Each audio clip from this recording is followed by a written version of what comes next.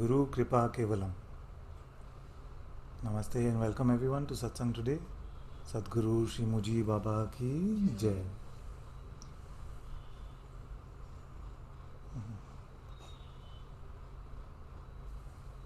Good, good. So we already have a request. Georgina says, may I speak? Yes, yes. So I'm going to allow you to unmute yourselves. You can come up to the mic.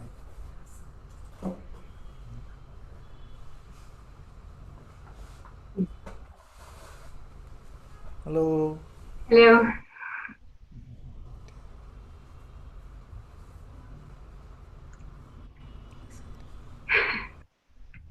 Take your time, it's good.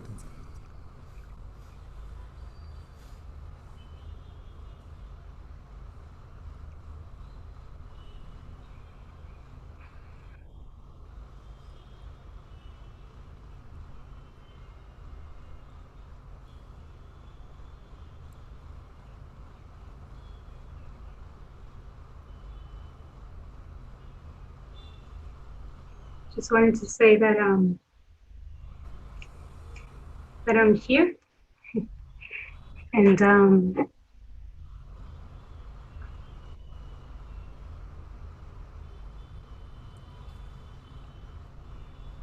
I came across your satsangs quite recently, but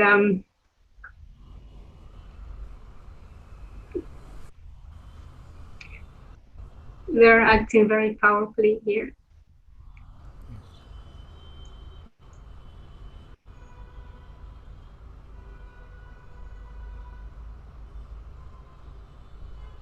And I'm very amazed that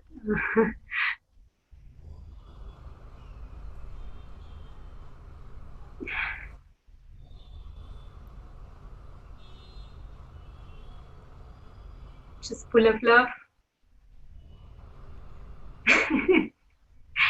and gratitude for what is coming here and what you're doing here.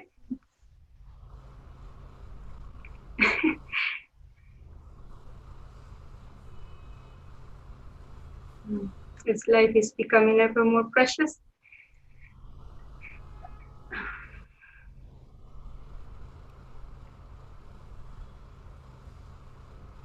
And love you.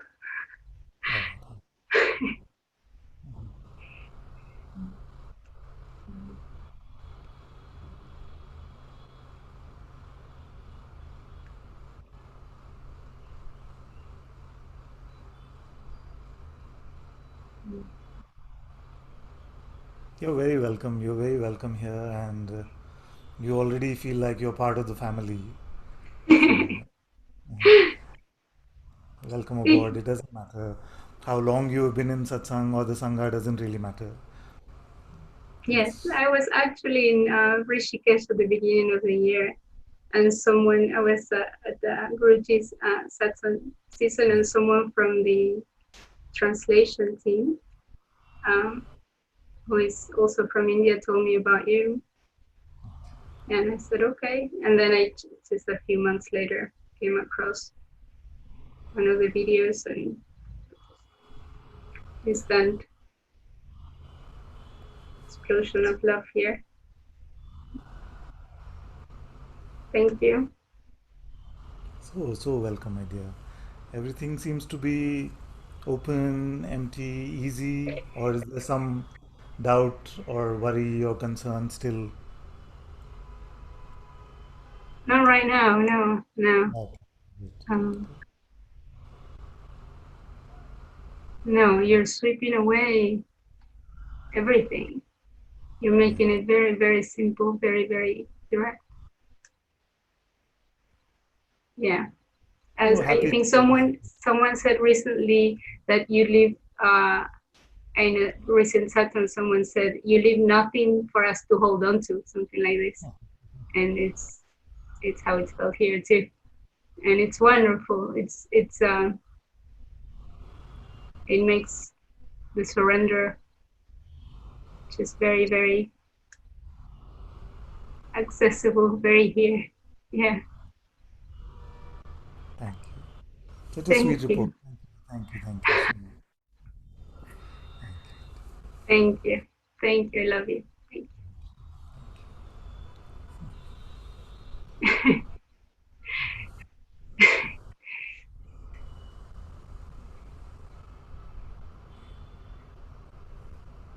Very good. Very good.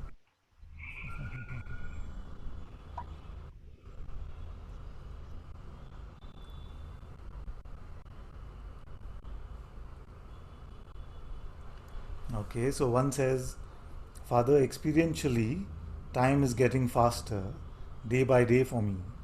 It seems like the Fridays are coming just after 1 second. Very good. So then you're in satsang all the time. Yes. Actually, faster and slower, all these will also lose their meaning. But I have a sense of what you're saying, of course.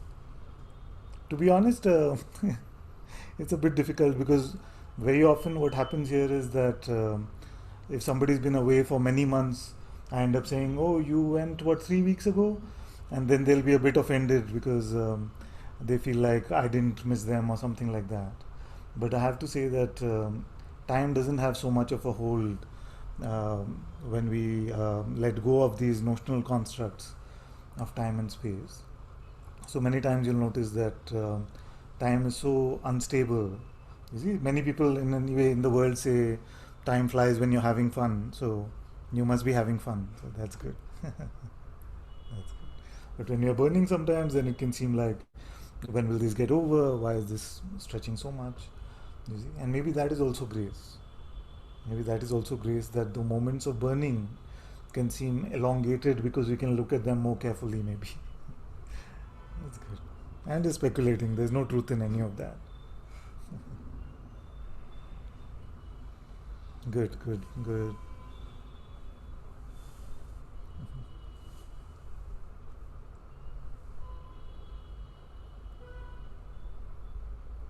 Okay, we heard from Niranjan last time as well, but he wants to make a report. So let's hear a quick report from Niranjan.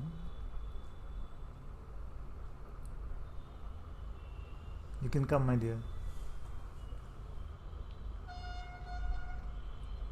Hello. Hello.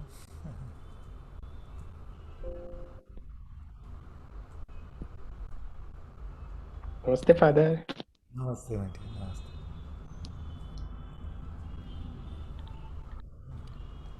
Uh, so the quick report is thank you so much. Oh, thank you, thank you, thank you. I got your beautiful message as well, and I'm very grateful, very, very happy to read it. Very happy. Very good. Very Are good. you talking about the email that I Yes, sent? yes, yes. That's right. That's right. That's Aha, okay. I thought you might not read that. So, right. No, I read it. I read it. I haven't had the time to respond yet. I felt like I could just share with you when we meet like this. It really touched my heart. Thank you very much. It's yeah, very sweet. actually, I also wanted to share, but I don't know. At that time, I felt like writing an email. So I just wrote an email.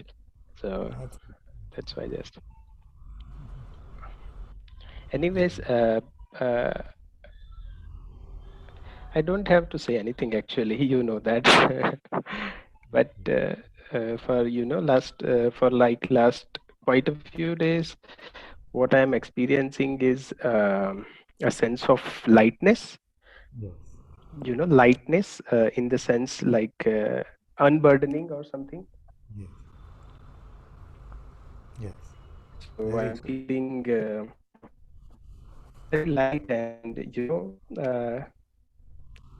even everything seems so light, so like nothing is so serious like I used Yes. to take things so seriously and personally, but nothing is like that. It's like it's just fun in a way.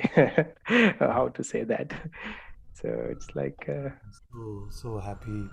So very happy. I'm very, very happy because I hope you won't mind me sharing, but I remember that in the past you had a lot of things about depression and these constrictions, very strong depression and things like this. So I'm very touched that this openness, this lightness, this freedom is being experienced there.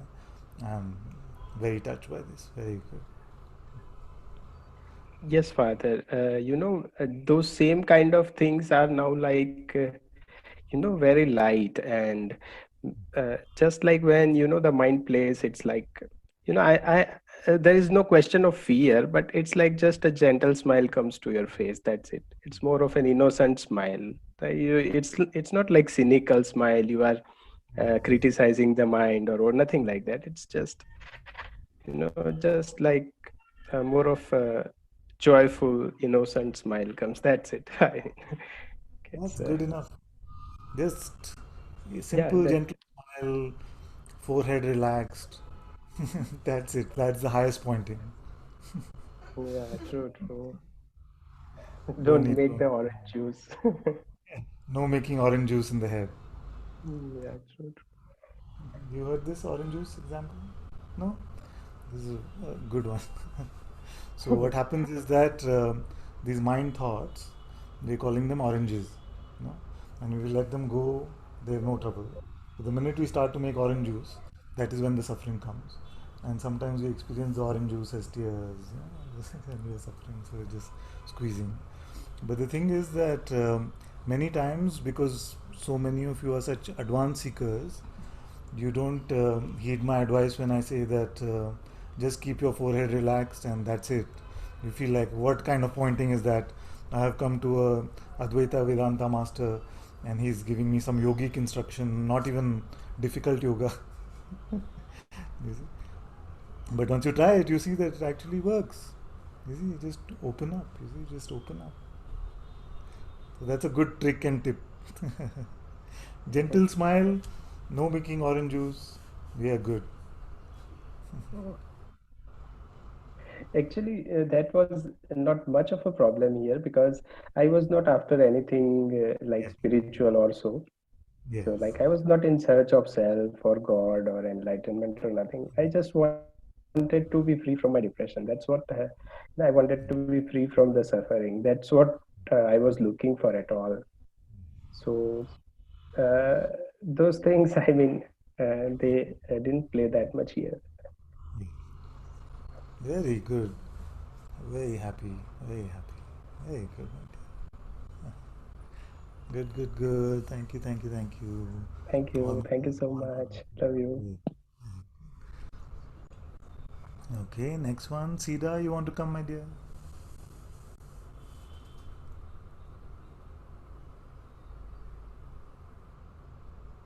Hi, Father. Hello.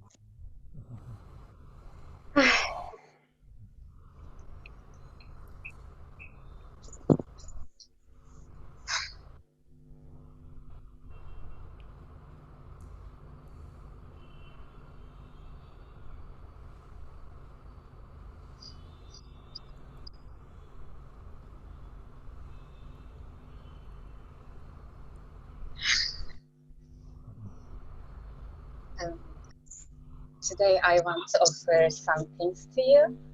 Yes. First of all, I want to say that I love you so much. Thank you. Thank you. And yes, so one is that recently um, the desire for relationship is playing in my mind. Oh, Um, Not in general, but for someone. yeah. Uh, You mean actually, someone in particular? yes. Yeah. You like someone. Let's put it that way, yes? Yes, it's Okay. true. Just to Uh, despiritualize the conversation a bit. Just, excuse me? just to de-jargonize, de-spiritualize the conversation a bit. You're saying you like someone. Yes, yes. Yes. Okay. Uh, it's just, it starts with a sweet feeling, of course. It's just so beautiful, but um, it just starts to goes too much in the mind.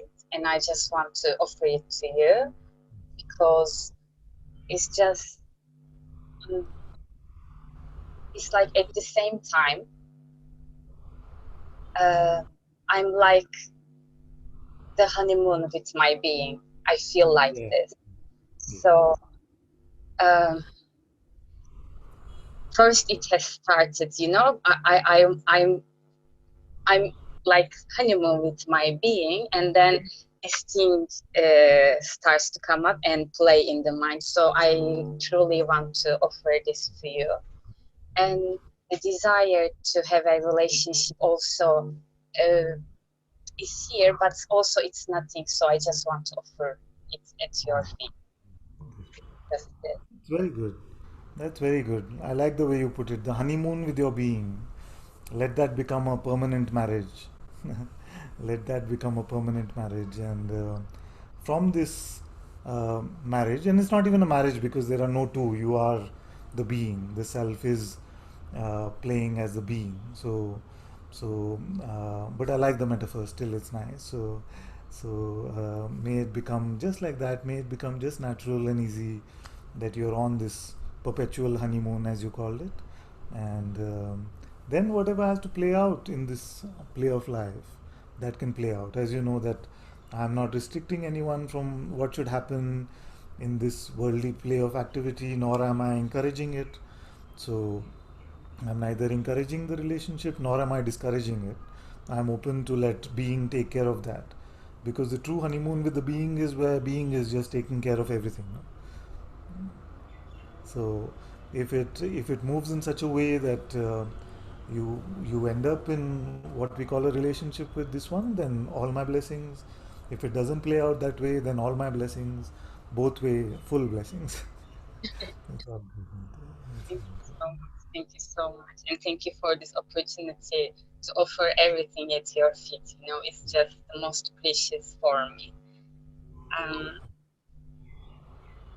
yeah, um, I want to share something too. Yeah, A few days ago, I saw a dream.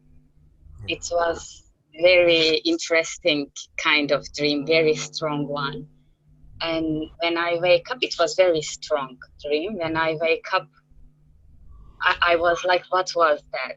And I little bit check, and uh, I Sorry, I'm just asking. Go ahead. Go ahead. I little bit check this dream, and this brought me the point that I share this with you, that the last time we talked, that the mind is very calm now, no problem, nothing. And while this mind is very serene, I just want to offer it at your feet, Yeah. because I always offer its content at your feet, but now I want to take the chance to, fully be at your feet. This is Just very good. This is very good.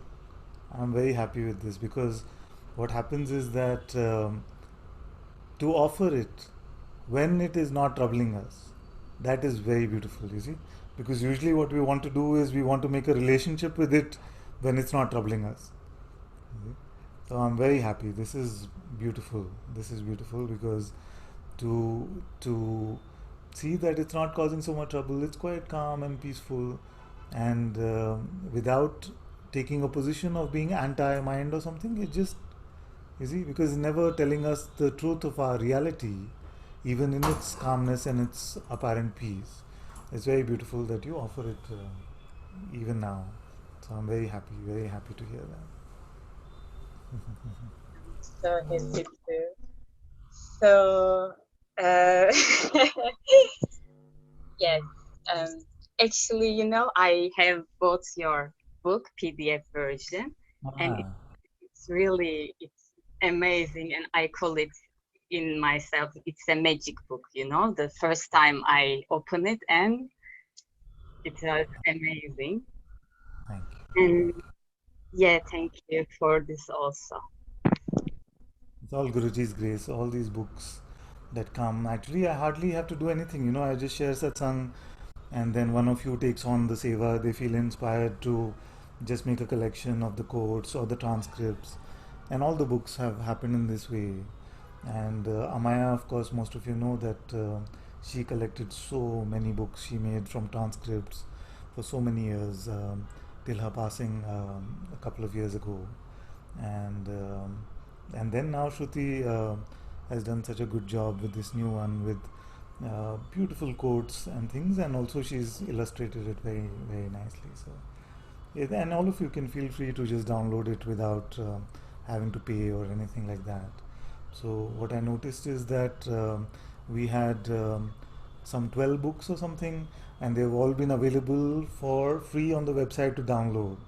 No, and nobody was downloading those. And then consciousness speaking with consciousness came, and then we were printing them, and it's a big one. No? So that had a price, and I noticed that that was going much more, the one with the price. So now we came to this very beautiful site called Gumroad where you can choose. You see, you can choose whether whatever you want to pay, you can download it for free. You're all welcome to do that. But as I was marveling at the nature of the mind, no things which are available just like that for free, they hardly get used. But consciousness speaking with consciousness, which was a proper editing and work done and things like this, so that one had a particular price, and that had much more sale than the ones that were available for free. Not that that was a lot either. But then this one is nice option with Gumroad. So whatever you feel in your heart, you can go and put over there. So it's very nice. Yeah. And I've been corrected that Amaya passed last year. As I was saying, this time thing is really crazy. But she's always here. She's always here. Many times I still look at the Zoom and I feel like she'll be looking back at me from there. She was a constant physical presence, and now she's a constant spiritual presence with me. So happy, my dear. Very good. Wow, lots of hands have gone up now. Thank you, my dear. Shiv can come. So all those who finish can put their hands down, so it's a bit easier for me.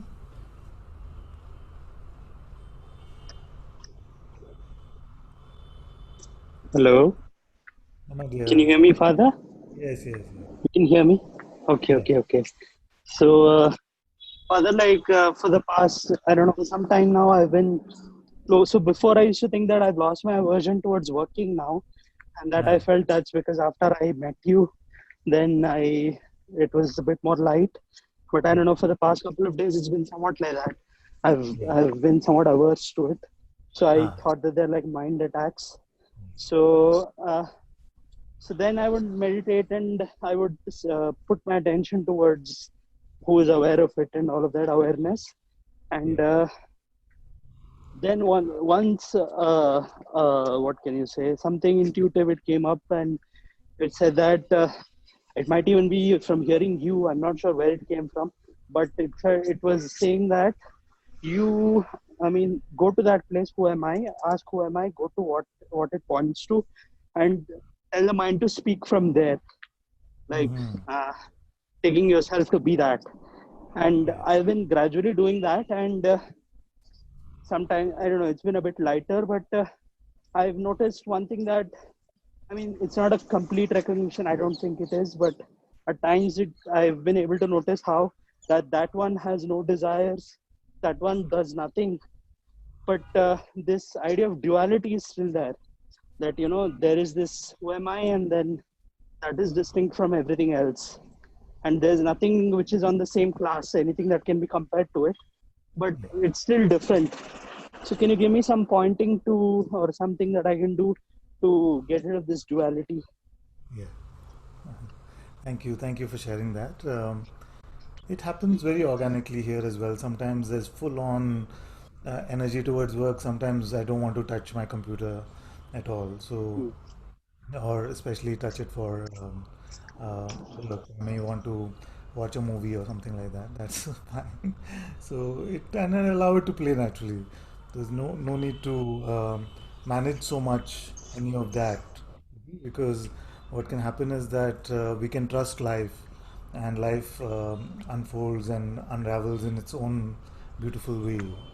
So when there is enthusiasm for work, I don't know. It also depends on what the work is like, because in my case, with Guruji's grace, I don't have a boss or something like that, except the one sitting here. So, so, so I didn't have to conform to a certain time or have to do a certain thing in that particular time or something like that. So it was there was enough flexibility that Grace had provided here. So I notice actually that a lot of work does end up happening through this expression these days. Um, and there are many times where there's no feeling to do that work. But what is more important is not to be the checker guy, to judge yourself or give yourself points on having the aversion or losing the aversion. Just leave that checking guy, because the checking guy will become a lot more oppressive, you see, than the work or the not work. You see, the one that is you heard this from me before, most likely, that this checker guy will become very, very oppressive and constantly look at every activity happening through the body and make a judgment about you based on that. And that will become part of the spiritual ego, which then is very difficult to dislodge. You see, because everything that it is saying is also words from satsang.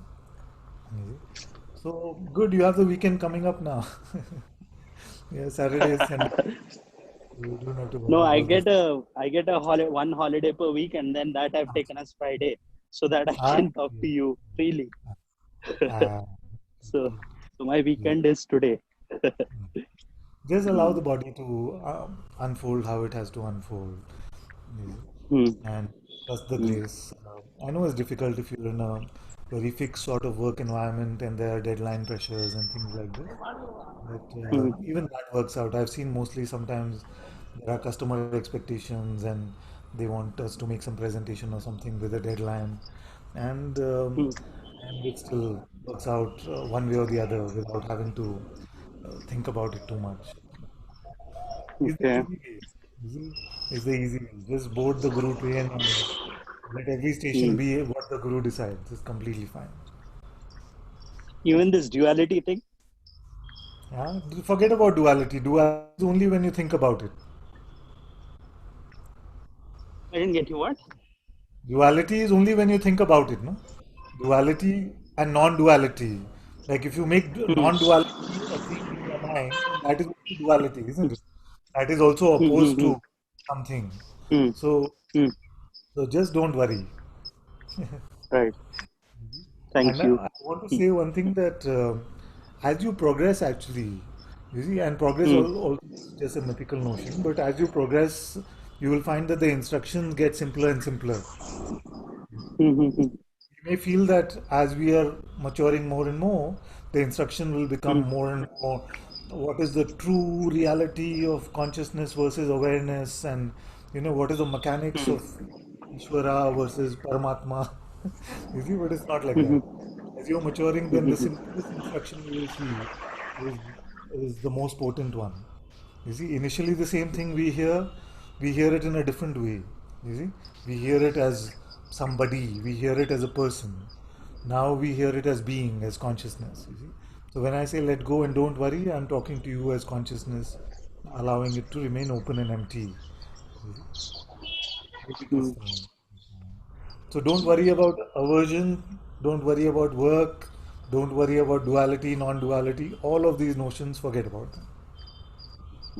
Right. Hmm. You see? So even though these notions which we think are helpful and are keeping me Hmm. on the right path, and sometimes Hmm.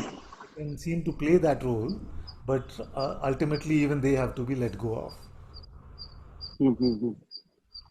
Okay. You see, that's more Thank and you, more coming. Father. More and more we are coming That's to more and trust that. more. Coming to Right. trust. You see? So Right. what is happening is that we were holding on to individuality, doership, duality, desire, and then we hold on to spiritual notions, you see, and it's good to hold on to one, like whatever appeals to you. This from me before. So if you're doing the inquiry, you see, so who is aware of this awareness, or who am I? Any of these questions which you feel like points you direct without any intervention in the middle. You see, those we can hold on to, but ultimately, even these we can let go of. and with the openness that with the integrity actually, that when something causes the suffering, something causes the poking, then we just remind ourselves to let go. And when the reminder to let go doesn't seem to really quote unquote work, then we really inquire again and say, but who am I? What representation of myself am I taking to be the reality? Hmm. Like this. It becomes very Yeah. simple, right? So, Okay. Thank you. very good. Thank you. Thank you. Very good. Thank you, my dear. Keisha, I hope I'm pronouncing it right. Keisha can come. Hello, can you hear me? Hello, my dear. Yes, yes, very well. Thank you. Okay. Um, I felt to come forward and be open with you and vulnerable. There's always kind of a sense of being just a little bit at a distance, and well, I don't want that anymore for my connections with you and with Muji, and always kind of at a distance. And so this is my attempt to remove that. Very good. Yeah. There's a deepening and a simplicity and just kind of an effortlessness that's kind of continuing, without my trying. It just is kind of happening. And sometimes there's avoidance, but it doesn't matter because it continues to be presented to me over and over as an opportunity to deepen. And there's Muji talks about it, the ace up the sleeve of the mind, or your last straw, like the really big, like burning thing that's kind of holding us back. And I feel like mine is fear.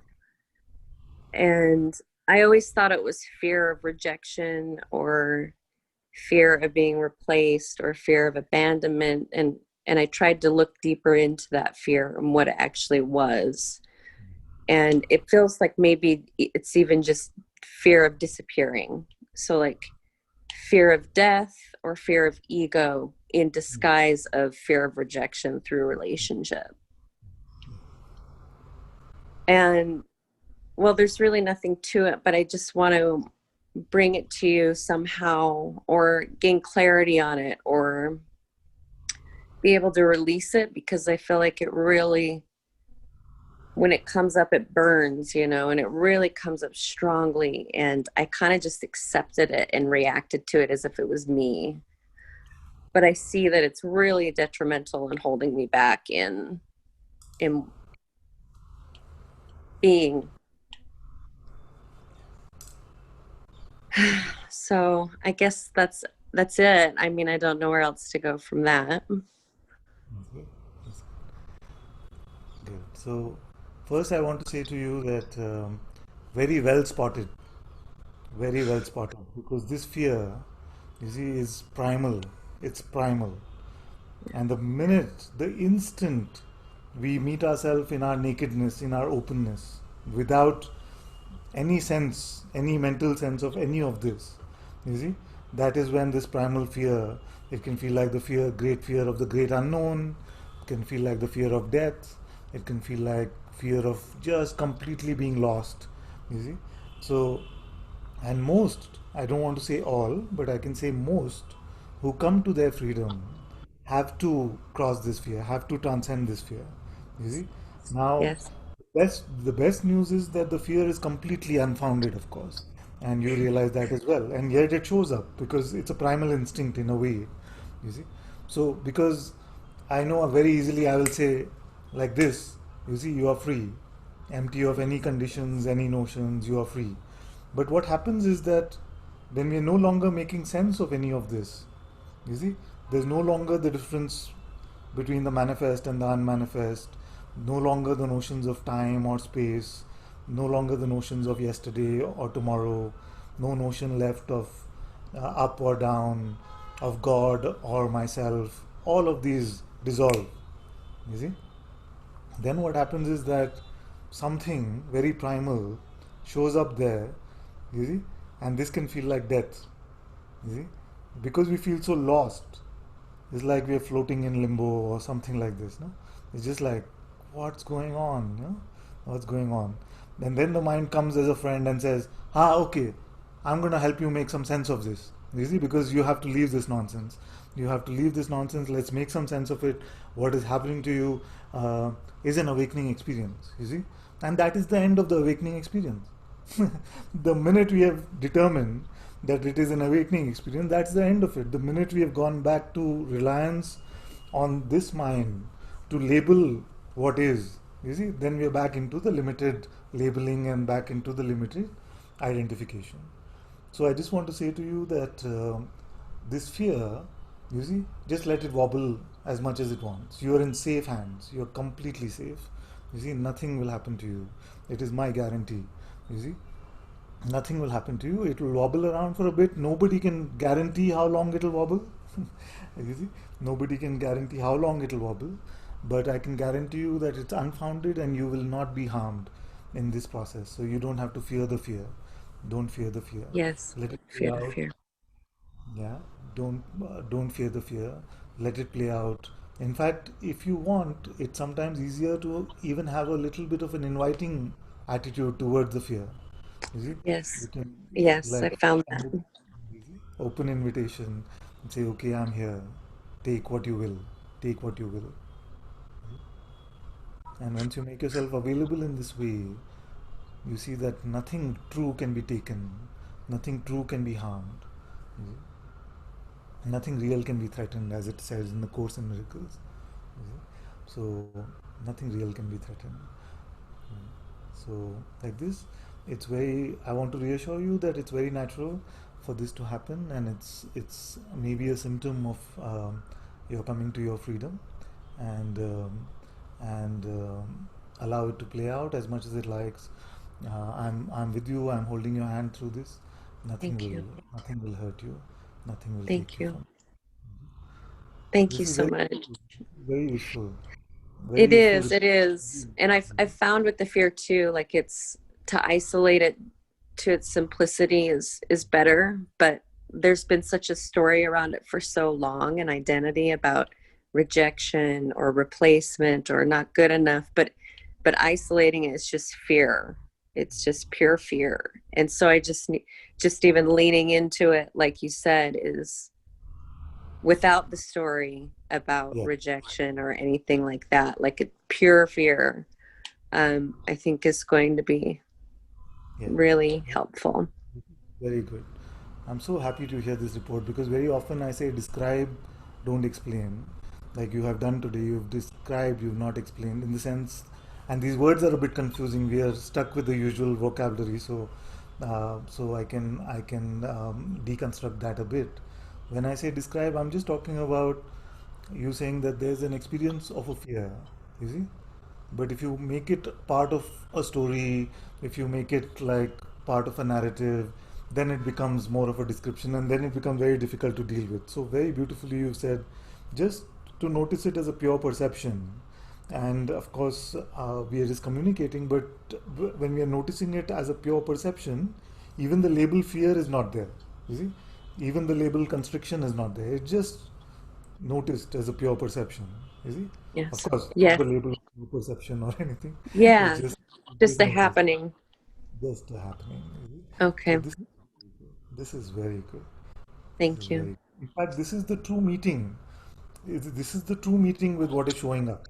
You see, the minute we label it, and especially when we make it part of a narrative structure, then we are no longer meeting it. Then we are just meeting our baggage with all the history and the conditioning.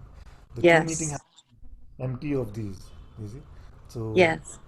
this is the non-avoidance actually, because many will tell you that you're just avoiding it. You see, you're just avoiding it by not labeling it fear. You're not admitting that you have fear, but this is not what we are talking about.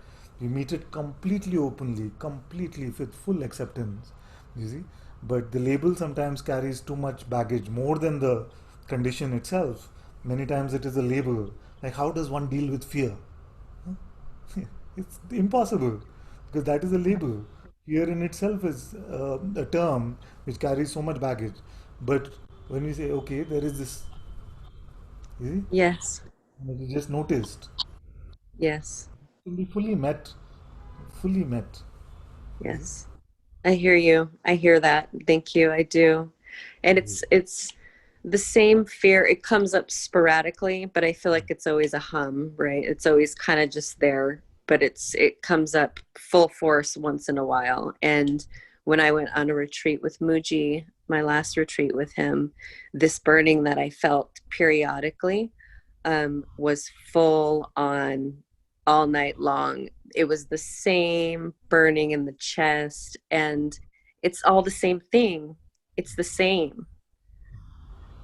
And yet, it's so beautiful because the exact same thing we never experience twice. You see? You know what I mean? Let's look at that because just like it said, no, you never step into the same river twice. So what Mm. happens is that in the construct of these perceptions, I've noticed that consciousness hates redundancy. So, so the exact when you become more and more open to this, you will notice that yes, it maybe is a cousin or belongs to the same family that we call fear, but the way it is experienced, there are subtle shades of difference every time, and in that way we become so beautifully open and so much remain with our pure perception that we start to even notice these things. It becomes like snowflakes, you see. They can seem like they're all snowflakes, but each snowflake is different. No? The scientists have studied and they've seen that under the microscope you can see that the design of every snowflake is different. The same way these energy constructs that we experience, you see, you will notice that they have similar shades, but actually every time we experience something new. In every moment of our existence, we experience something new. And what happens is that when we get involved in the labeling, then we no longer noticing so much because we've already concluded we know what it is. You see? But as we Right. let go of the labeling and we meet it in the pure perception, then you may be, I mean, it'll sound strange to say, but you may start delighting in the intricacies of the differences in which even this that we call fear shows up. You see? Yes. I Yes. remember one time there was some infection in this body, and this was maybe 3 years ago or something.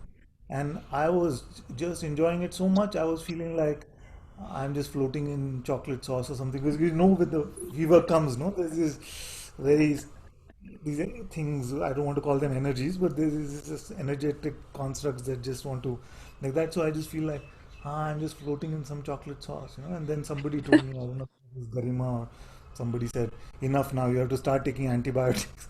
I was just looking at the energetic constructs of how it is changing every day and enjoying as if looking through a kaleidoscope. No, I was just enjoying the differences so much in this play of what is called a fever or an infection, and then so these things can happen. You must start to delight in what we are calling even fear. Yes. Look, but don't hold on. Yes, yes, yes. Yes. Okay. Thank Very you good. so much. Thank you so Very. much. So grateful. Thank you. Say you were going to. What was You were that? going to. No, were you saying something else and stopped yourself? Oh yeah, I was wondering if this video would be available if you post this later, if it will be Yes, available to rewatch. yes, yes. All Okay. of the videos, all of the open satsangs are posted Okay. on YouTube. They'll be on YouTube soon. Yeah. Okay. Thank you so much. Thank you, Mela. Very, Thank you.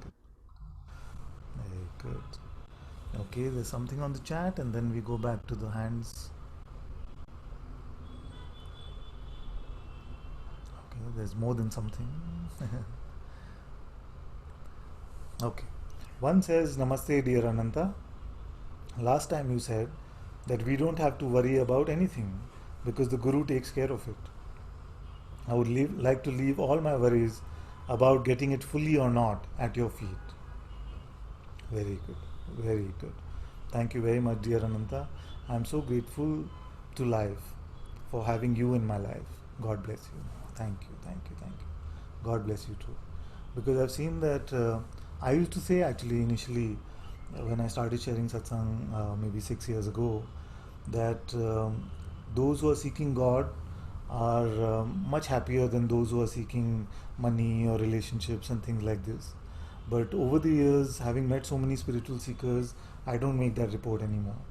I've seen as much suffering there in spiritual seekers as much as there is in those who are seeking worldly or phenomenal things. You see, so seeking itself is suffering. This clinging, grasping, trying to get itself is a huge suffering. You see, so when you say that I'm handing over this worry about getting it fully or not to the master, it is very good. You see, even that is the master's problem. Even that is the master's problem. I'm very happy, very happy, very good.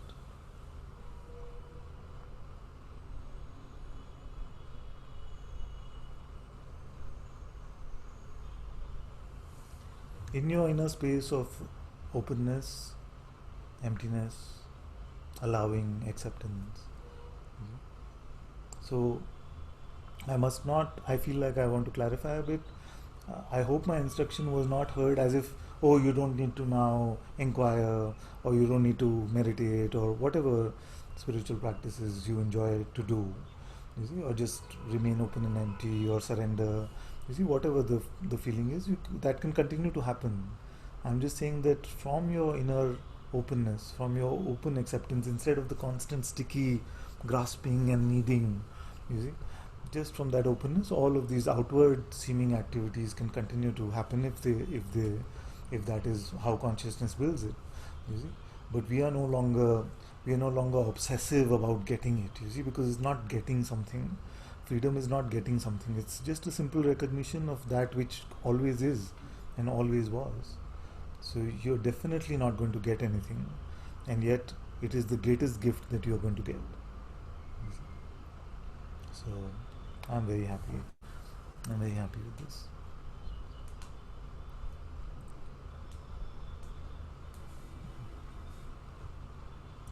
Okay, next one says, feeling a shared heart space with you, Father. Thank you, Mother. With no you or me there, yes. Nobody there or here. That's very good. That's a quotable quote. Very good. Very good.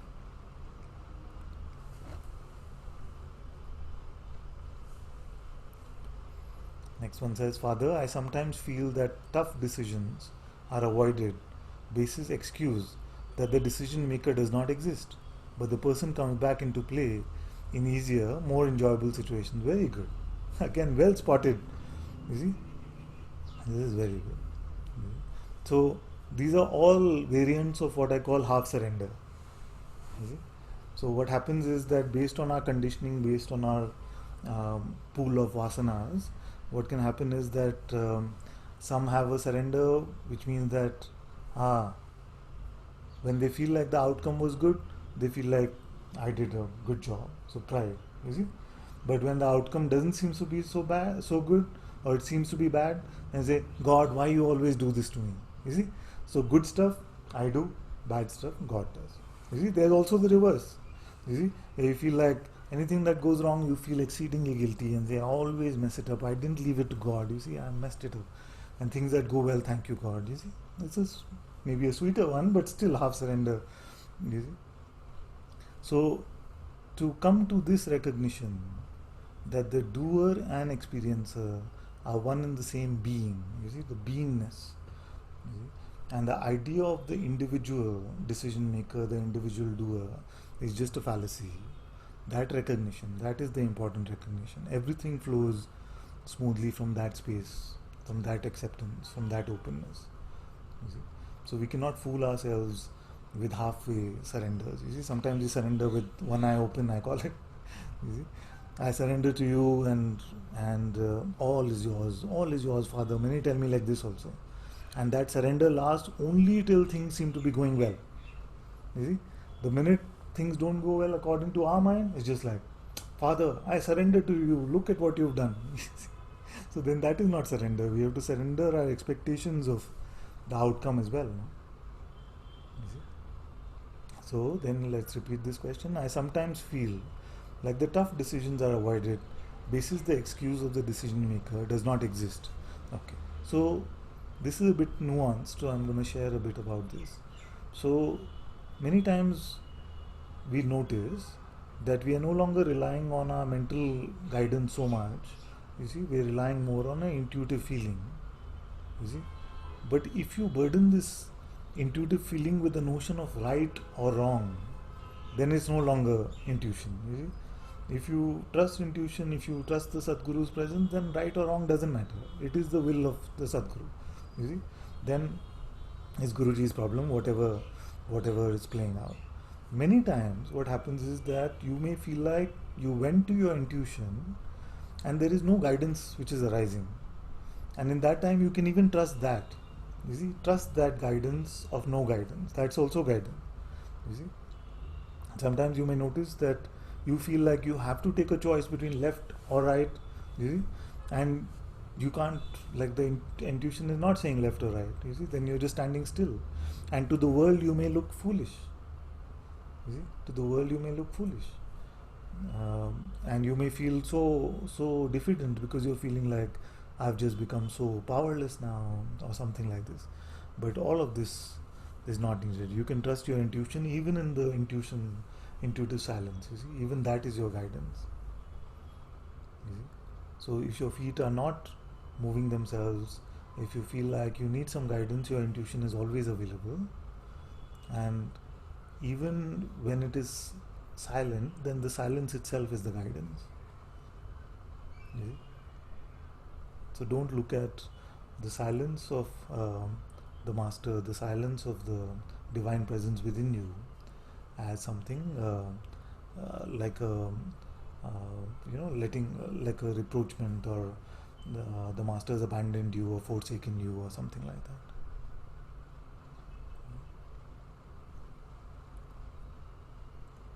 Yeah.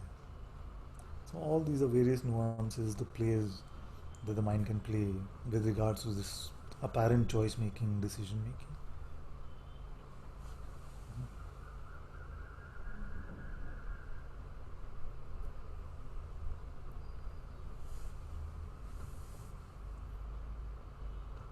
And next one says, and what about one when one seems to keep finding obstacles in the dynamic life? Yes. Example, like not finding a job, not finding a complete flow in life. Appreciate your pointings. You see? Now what happens many times, and this is not a complete answer, we'll try to capture it from a few perspectives. What happens many times is, when have you seen those who are looking for flow? They have stopped flowing because they're just looking for flow. You see, if we keep looking for flow, then we are no longer flowing. You see? So sometimes these spiritual concepts come in our way actually, many times. So they must be like pointers we notice and then we allow them to assimilate. But if we make a thing out of them, like I must find this flow, you see? So like a few weeks ago somebody came and they said that for many years I was sitting in silence and things were quite peaceful, but then life situation was such that I needed to make some money. Now I got a job quite easily, but in the job I'm not finding a great joy or enjoyment and things like that. So it just came from here to say, don't find it enjoyment, it's just something that is happening for money. So when it's giving you the money, that is the deal. So don't look for now flow in it or enjoyment in it. And that is, by that looking, by that, it becomes again that needy, sticky desperation or grasping. You see, when we are looking, we have an idea about what is and how it should be. You see, and then we are comparing what is playing out against that benchmark, and there's always bound to be trouble there. You see, what is flow, no matter what that what is. You see, what is the flow, is the dynamic flow. Nothing can stop the dynamic flow of this. What is resisting or impeding the flow, or seemingly impeding the flow, is only an idea about what should be, not what is. What is never impeded itself. You see, the resistance is only when we have an idea this is what flow is. You see, now if you say everything is flow, then how will you not flow? You see, the waking state is there. This play of light and sound starts. Nothing you can do to stop it. You see, even if you close your eyes and say, okay, I'm going to hide in my bed, close my eyes. You see, you'll still experience something. You'll still experience some sounds. You'll still experience. You see, you might want to hide away in a cave, but the mind will show you imagery then. You see, So you cannot stop this flow of this play of consciousness. This Leela will keep flowing. You see, now if you have an idea of what should be, then you can label things, this is flowing very well, this is not flowing so well. You see, but all of these need thought, all of these need belief system, it needs notion. So let go of these notion, let go of this notion, and then you notice that beautiful, beautifully complete flow. Every moment, fresh God is here. Every moment, fresh God, fully alive. You see, we miss the presence of God in all this light and sound. You see, which all this light and sound is just the presence of God. You see, we miss all of that because we compare it against some ideas of what our experience of God should be like. So even this dynamic manifest state is also God. You see. So don't miss this fresh God, and don't set expectations for it. It should be like this, it should not be like this. And that is the master trick, master key. You see? Because then no matter what the situation is like, if you don't have an expectation, then you go into that situation like an infant. An infant never says, oh, my life is not flowing, or a 1-year-old never says my life is flowing, not flowing, it's going well, it's not going well. They cry when they cry, they laugh when they laugh, it's all fine. They're not making judgments about what life is or what life is like. You see? So just leave that playground of the intellect which has judgment. Meet life independent of that. Let it twitter around, it will twitter around a bit, you see. But you don't rely so much on its judgments of what your life is like. Meet it now. Taste your presence now. Taste the presence of the manifest now. Such beautiful color, such beautiful light, such beautiful sound, such beautiful togetherness in this, beings from all over the world. We're gathering in this strange medium and we're able to communicate. We miss all of these things because we have an idea of what life should be. You see? People are getting awakened through technology. We are sharing satsang which used to be in remote forests. You see, especially direct satsang, so rare it used to be. Now we can just put on the computer, tuck tuck tuck, and here you go. You see, we're missing all this marvelous play because we have an idea of what my perfect life should be, and nobody comes to that idea, because even if you get what you wanted, by then the mind has already changed its mind and said, oh, but plus this I forgot to mention. Hello, you'll be happy if you had that also. You see? So like Guruji says, the stomach of this beast is never full. So don't oppress life in this way by judging it and say you must be like this and you must not be like this. See, life will be life. It doesn't care about your judgments anyway. It will flow the way it has to. You see, so in your attempt to control life, to make sense of life, you see, you're just troubling yourself. You're troubling yourself. So like Guruji says, the highest mantra is thank you. Whatever comes, thank you. Life comes and kicks you in the face, thank you. And all my love and blessings for that.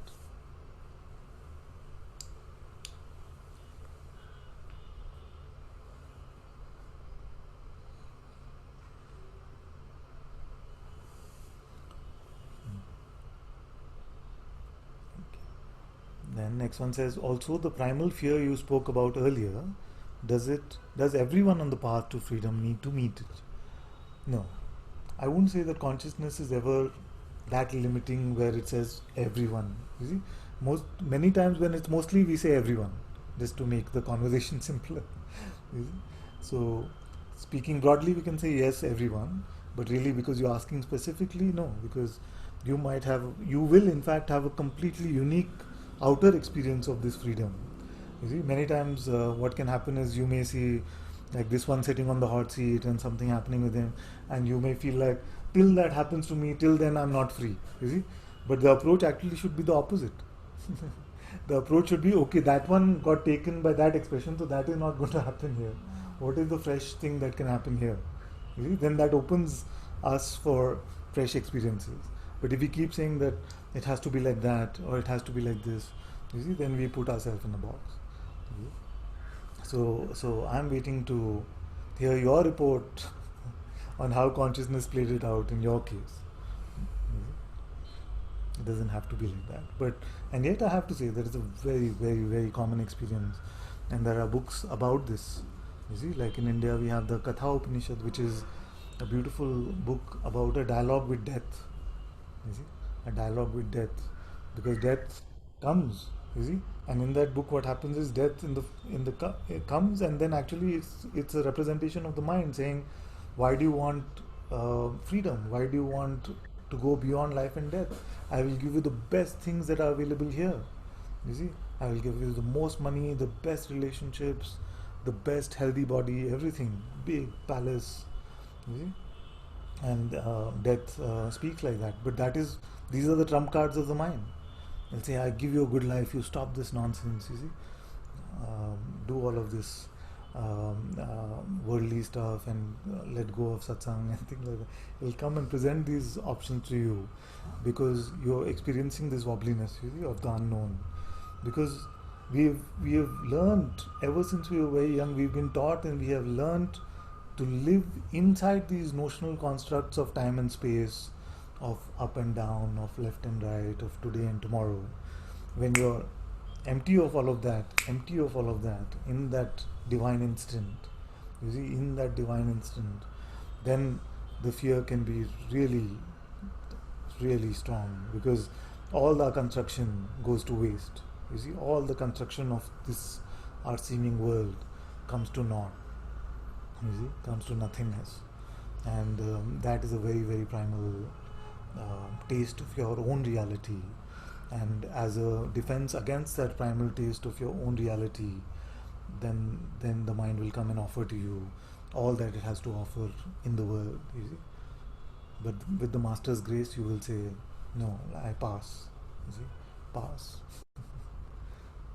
So what did this child say? I say, anything that you offer today, Mr. Death, you see, anything that you offer today, Mr. Death, is it out of your clutches? Will it not experience death? And Death said no. He said, then that is pointless to me. That is pointless to me. I don't want anything which is going to eventually die anyway.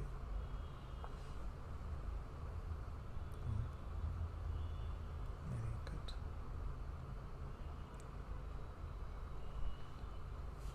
Okay, just a couple of more chat messages and then we go to the hands.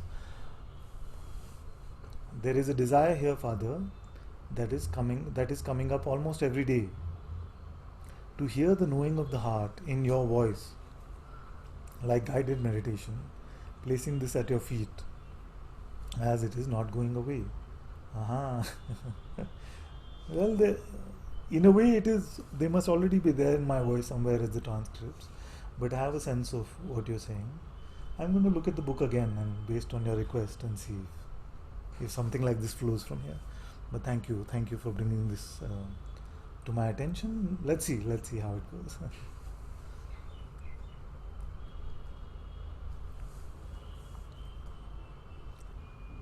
Then, dear Father, for any emotion like fear, anger, etc., the real problem is the commentator. Yes, very good. But there is a feeling that I let go of the checker guy, I will be passive. You see, I will take no action and things will be the same. Now, all of spirituality, I want to use this question to tell you about this. All of spirituality is about one thing, is about changing your central character in your story. You see, who is the central character in your story? The main protagonist, the hero or heroine. Who is that main character? You see, we know it is this one body, one, as I call it, bucket of flesh and blood. But because we have this mere bucket as the main character, that is not so much fun. No? It's bound to be a life full of suffering and limitation and failure and some small wins, some small failures. All of these things then become representations as if they mean something. You see? Now, as we start to loosen up on that central character, you see, there are some who feel like they want to make the whole world the central character. They want to be in service to the world. So they don't care what happens to this body. Those are called beautiful saints. So So some have this feeling in their heart that they want to just be, they're tired of this egoistic way of living, you see, which means God just catering to this, how much does this one have? And they say, I want to be in service to the world. So then what happens is that the central character in their story changes. It goes from this one, it could be helping young children or helping some other subjugated section of society in some way or the other. So then it becomes more about that. And then you've seen what happens with them. They don't care so much, the body is tired. You see, sometimes what happens is that if you're a soldier and you're in love with your country, then you're willing to give up this one just so that the character is in service to the country, you see. So that is also a form of spirituality, isn't it? Because the central character has changed even there. It's like devotion. Same thing for devotion. You come across a master, or you come across an aspect of consciousness that you really adore, you see. It could be Krishna, it could be Ram, it could be any aspect that you really adore, you see. And that becomes central, you see. Now what happens with all of these things I've seen in the world is that many times the central character remains the same, which is me, you see, and then we expect that God or Guru or spirituality or any of these things should help this me, you see, should help this me. So Ram is great because I love Ram, you see. So actually our Ram is still I, you see. No, Shiva is the best because Shiva, you see, I love Shiva. He's helped me so much. So again, the central character in who is the God actually is me. My master is great because he helped me. My master is not so great anymore because he is not helping me. You see. So then again, our master really is still me. We may feel like my master is that. You see. So really, coming to spirituality or coming to God or coming to devotion or coming to service is to really let go of this central representation, you see, which has been fed to us in a spoonful by spoonful ever since we were young children. It was fed to us. Me is what is important. This is me. This is me. This is good for me. This is bad for me. We've gone catering to this me, expecting that this me one day will reach godliness. And what happens is that that is the ultimate aspiration of the ego, you see, for this me to become immortal. And we feel like we can co-opt the master or representation of gods or the world or our family or whatever those things are, and they should help me aspire to that fantastical representation we have of me, you see. And most 99.9% of spiritual seekers get stuck in this trap, you see, where the central protagonist is still the me, and we are just still sitting around picking and choosing. This is good for me, this is bad for me, you see? And we don't realize. And we might have this idea that we are very devotional, very spiritual, very service oriented or something like that. But remember that if it is at the root of it, and you can be honest with yourself, in your heart you know what is true, you see, in your heart you know what is true. If you notice that it is still about me, offer it up, surrender it up. And if you feel like you're not of that devotional temperament, you can't surrender it up, then inquire, who is this me, who am I? You see, these two pointings are more than enough, you see. Be honest with yourself first, in your heart. You see, you don't need somebody from outside, you don't need a master to come and chop your head or something like that, you see. But in your heart you know what is true. If all your spiritual games are still about me, then inquire, who is this me, who am I, you see. If you feel inquiry is too heavy or you don't enjoy it so much, surrender it, let it go. Whatever has to happen with the me, leave it to the master, leave it to God, whatever you feel you're devoted to, you see. These two very simple ways, actually they are one, they're not two ways, but it can seem like two ways, it's fine. So just like that. But this is a very good check, and in a way it is answering a lot of the questions that have come up today, you see. Because everybody somewhere or the other is hoping that my spirituality is going to help me, and I can go out saying truth for truth's sake, God for God's sake, you see. But really we have to really look at it. The job of spirituality is not to help me. is to, like Guruji says very beautifully, rid me of me. And all of you, already when we come to satsang, have already signed the contract. You see, I have already signed the contract with each of you that you made that request, rid me of me, and I'm operating under that pretext. You see, that's why many times I'll ask, so who should be helped when you come to satsang? Who's the one we are looking to help? You see, and then what happens is that if you feel like some balm has been given one day, you feel like, master really helped me. You see, and if the instead of the balm it is like a chopping, then we feel like he didn't really help me anymore. I don't know if I'm in the right place. I'm not so resonating today. You see, and it's the Google world, no? You can just go and say Advaita Vedanta India or Advaita Vedanta something. You see, so so um, so although technology has helped us where we can have these beautiful conversations, it's also got its downside, which is that that which used to be so rare and so precious now has become so much more widely available. So our mind can just keep jumping around from place to place. The minute this me is put under the spotlight, no? Put under the hammer a bit, something starts to scream, something starts to want to escape. You see? So why am I saying all of this? Not to make any of you feel guilty or unworthy or anything like that. It is just so that you can notice this. Even if you ask yourself for one instant, who am I trying to help? That itself is great auspicious. Because many may be coming to satsang trying to help the fake me, and satsang is to rid me of this me. You see, so then we are working in counter purposes. No? We are working, and then that contradiction will lead to even greater suffering. You see? So first clarify to yourself, what are you here for? Are you looking as a limited person, as a me, for that which you were not finding so easily in the world? You see, and now you're looking at spirituality as an escape, as a simple cheat code to get those things, but without all that hard work and effort and trouble. It is not there for that. It is not there for that. It is not even here to make you a better person. There are many programs out there which can help you become a better person. It is to let go of the false. It is to let go of that which is ephemeral, that which will come and go. And that is why I keep asking you to check on this checker guy. The checker guy will keep representing a me who's progressing or not progressing spiritually. You see, who is that one who's progressing or not progressing? You see, who is that one?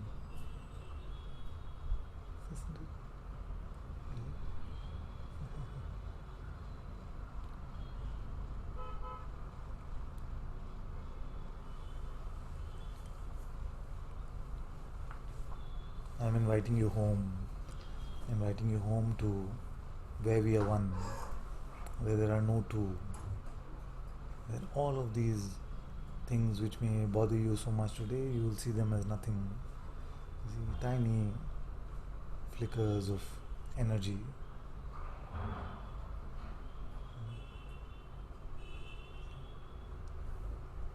So you will come to a beautiful openness, and if you don't come to a beautiful openness, then you may come to that which seemed like a beautiful, it may not seem beautiful then, but a beautiful helplessness.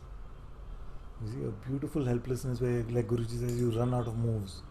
Because many times it does happen that, like it happened when I was reading I Am That. I was so stuck because I was in my heart so connected. I felt like this one is sharing the truth.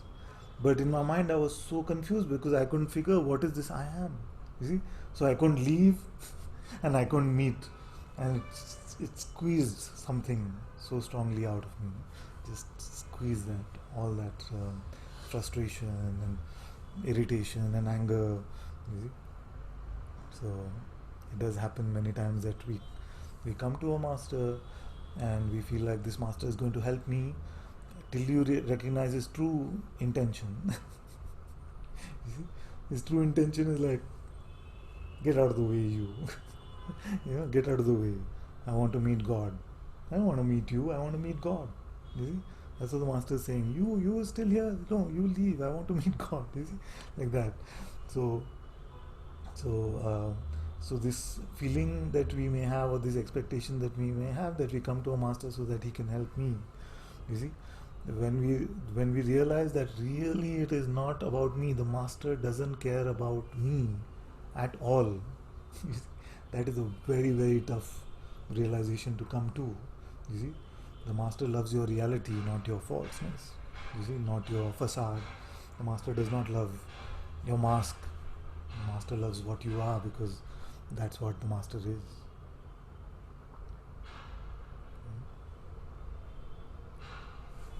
So that is the crunch moment. The moment when you realize that he or she, the master, and whatever that expression of the master may be, is not interested in catering to this me. He's only interested in finding some ways where you will let go. How can I meet you without you? How can I meet you without you? You see, that is always looking for that sliver of the entry point. How can I meet you so that I can bypass your mind? You see? How can I meet you empty of this?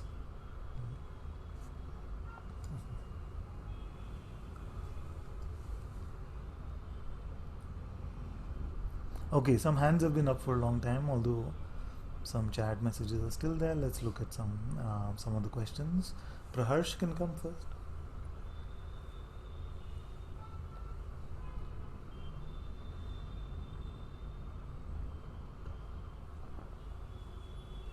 Oh, okay, one second. Now you'll be able to unmute yourself.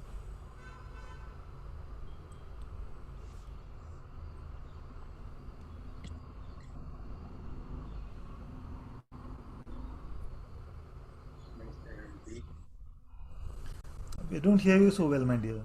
Try again. Better now? Yes, yes. Okay. I don't really have any questions as usual. I've been attending your satsang for a long time now, but I don't usually get any questions. I just keep waiting. I don't know for what I'm waiting, just waiting. So today I thought maybe I'll just put my hand up so that I might get some questions. But I'm still, trying to find your video. There you are. Okay, good, good, good. yes. So nothing much. I love you. No questions. I'll probably keep raising hands in all the other upcoming satsangs. I might get some questions. I'll just wait. Thank you. It's good to hear a report like that, and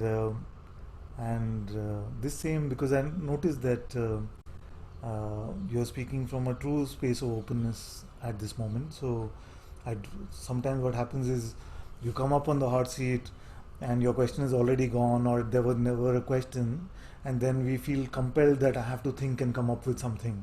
So you don't have to do that. This is fine. This is All completely. that is going on. I mean, that is that's there. But in the I'm background, it's not yeah. compelling. It's not Yes. so strong that you have to play into that. No. Yes. It is. Yeah. Thank you. Very good. Very good. Very good. Thank you. Okay. Leon, I haven't met for a while. We can hear Leon a bit.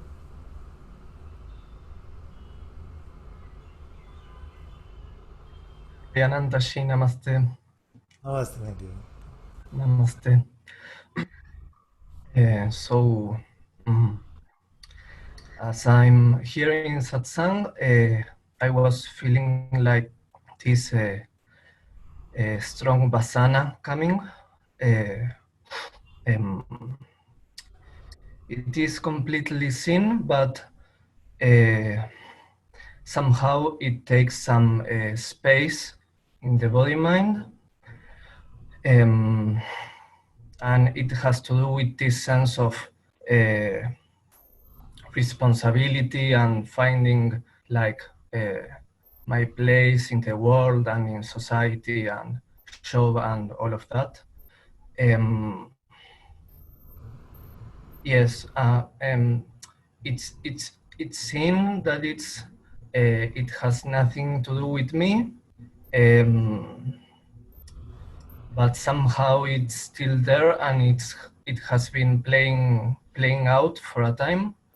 And there's this yes, this longing to put it at your feet, and to that it burns completely, because somehow it puts this formlessness into a shape in the dynamic life that it's not needed. Also, yes. Thank you for sharing that report, my dear. Now, what I want you to do is also check a little bit with me and see when you say this strong vasana about job, responsibility, all of this is coming. Can you describe it to me more in terms of, do you notice it as a contraction? What exactly is happening? Yes. There's sometimes there is a like constant, not constant, but a periodic like contraction in the body, like in the like in the solar plexus, that sometimes comes, and it also feels like some kind of memory, like in the family mind or some kind of thing like that. But yes, somehow it sometimes comes like waves of identification with these ideas about Yeah, what are you going to do, and all of that. I understand. So what I've noticed is, and you can also check, what I've noticed is that the constriction itself, you see, it can feel a bit like this, you see. But what we usually struggle with is that the constriction seems to become a lot heavier because it comes with the story or the labels or the identifications, you see, all our attachments. The mind starts using this, you see, to really use this, you see, because this in itself is not such a bad thing, is not so difficult to deal with ever. Like a child can have pain, no, a child can have colic pain, you see, and the pain comes and it goes. So but the child, when the pain is there, it's crying, and the pain goes away, it's completely fine and happy again, you see. But what happens, because we have lost that innocence, is that when this comes, when the message comes, then this may also go away sometimes, but we are still caught up in the message of it, you see. But I have to really change my life, what's going to happen to my family, you know, why can't I get a job? All of these can linger, and so this is called suffering. The pure perception of this shakiness is not suffering, you see. When we mix it up with our construct, our mental constructs and ideas about what this is, that is when suffering actually happens, you see. So because what happens is, when you're just perceiving this, you're meeting it as pure being, you're not meeting it as an individual, you see. But when you buy into the limited idea about yourself which the mind is selling to you, then it seems like you have to deal with this as a body mind, as an individual, as something limited, you see. Now what you can do is, whenever you have some time available, you could just look at any sensation which is appearing in the body, you see. Look at any sensation which is appearing, and look at the space in which the sensation arises. Now this looking is not the usual looking, which you will understand as you look, you see. Then you will see that the space, the beingness in which this perception seems to be arising, that actually has no boundary, it has no limitation, it has no sensational. The mind will convince you that the sensations of the body make a boundary to you, but you will notice that this is not true, because you will see that these sensations that we call the body are also in the unlimited being. Yes. So as you get used to this, you will find that you start meeting everything that appears like space. You see, you are the space in which all of these things are appearing. In fact, you are that which is even aware of this space, but it's okay provisionally. to say you are the space. You see, so you are the space in which all of this arises. So when this comes, you will not be so shaken from your your truths by the invitations of the mind. You see, as you notice this more and more, it will become a natural part of your existence. That everything that is coming, all the perceptions, including this voice, and everything that you hear, everything is happening in the space of your existence, and you're meeting everything as this space. You see?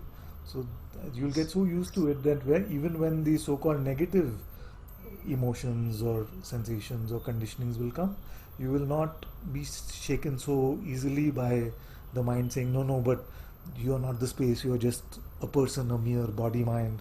You see, how will you deal with this situation? So Yes. in this way, you'll learn how to rest more and more in your openness, and all of these that we are calling strong vasanas, these will become just very very light, feather light. Yes. Yes. This space it's clear right now, but somehow, at least in the past, through activity or somehow the attention gets pulled again in that form. So this is the let me see if I can give this advice in a simple way. What happens is that many times we don't take the medicine which is needed now because we remember that in the past we forgot to take the medicine. Mhm. You see? So the mind will play this game with you. It will say, "Ah, it's fine now." You see? But what about tomorrow? Because when last time also I was at space, but then this happened. You see? So you've lost it already, no? Because you're already in time again. So time and space actually arise in this space which you noticed just now. You see, you notice that the space which you came to was broader than the space of this space and the space of time. All of these are just arising within this space. You see, but the mind plays a trick with you, saying, yes, yes, you had this before, but you will forget, no, when the time is right. So then, you see, it basically a way for you to forget to take your way for you to not take your medicine now. The mind plays this trick by telling you, but you will forget in the future, or you forgot in the past. You see, it doesn't matter what has happened in the past or what will happen in the future. Your job is to take your medicine now, Yes. and that way, then your it's like your spiritual muscles will become stronger. Then what you'll see is that one or two times, even if you forget, because everybody forgets, even the masters forget once in a while. You see, when you forget, you will not judge yourself so harshly. It'll last a few moments, it'll be over. You will not make a report card about yourself based on those momentary things. You see, so don't fall into the mind's trick of time, because it will always come in these times and say, but you can't, you are not good at holding on to this. You see, you will do it well now, you're so free now, but what will happen after satsang? It will keep inviting you to these things. You see, but you have just one job. In every moment, you just have to have one job, which is to be open and empty in this moment. That's it. You don't have to think about past, future, anything. You see? So that's a very simple trick I have for you. You see? Because the minute we put this pristine experience of pure spaciousness, if we put that in the middle of a time bound story as if it belongs to a person, then we've already lost it, no? Isn't it? Like if you put it in the temporal sequence of yesterday and tomorrow, and yes, yes, I've had it in the past, no, no, but how will I hold on to this? Then it's already gone actually. We've already come to the limited representation. You see? So so all you have to do is those moments where the messing up happens, that's okay. We can't do anything about that. But those moments where the messing up is not happening, then let's not mess those up by thinking about the messing up. You get what I'm saying? Yes. Then it becomes easier and easier. Yes. Yes. Like Bhagwan used to talk about this beautiful state of manonasa. No, the manonasa means that it is the destruction of the mind, the dissolution of the mind. Now, many of the spiritual seekers who are reading Bhagwan then feel like, but I'm not getting to manonasa. I'm having moments of silence, but when will I have the destruction of the mind, you see, these kind of things. And that itself is preventing the manonasha. Thinking about manonasha is preventing manonasha from happening. You see?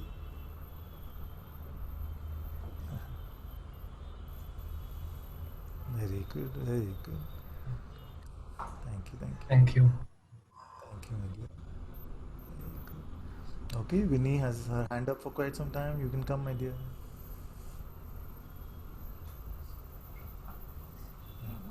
Uh,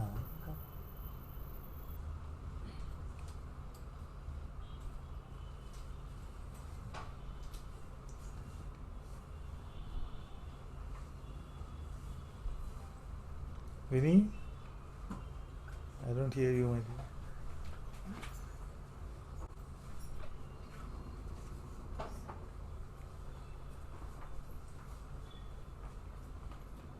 Sit.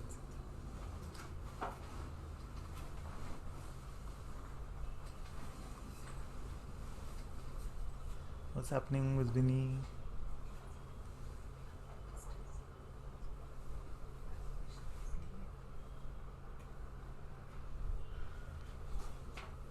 Are you trying to speak, my dear, but we can't hear you, or what is going on? Acha, don't hear you. Did you change something? Can you remove that thing and try? You have some headphone or something connected. Can you try without that?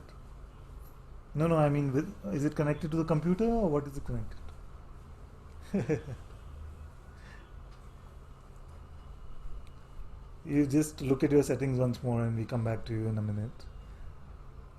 Okay, my dear.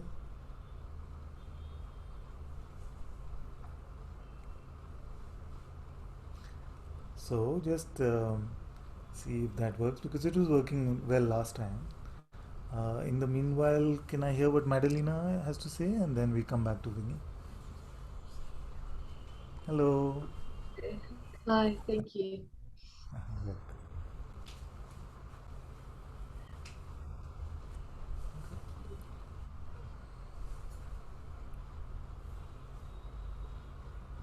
Thank you for the satsang and everything we here is related to me, so it's very appreciated and comes in a very good time.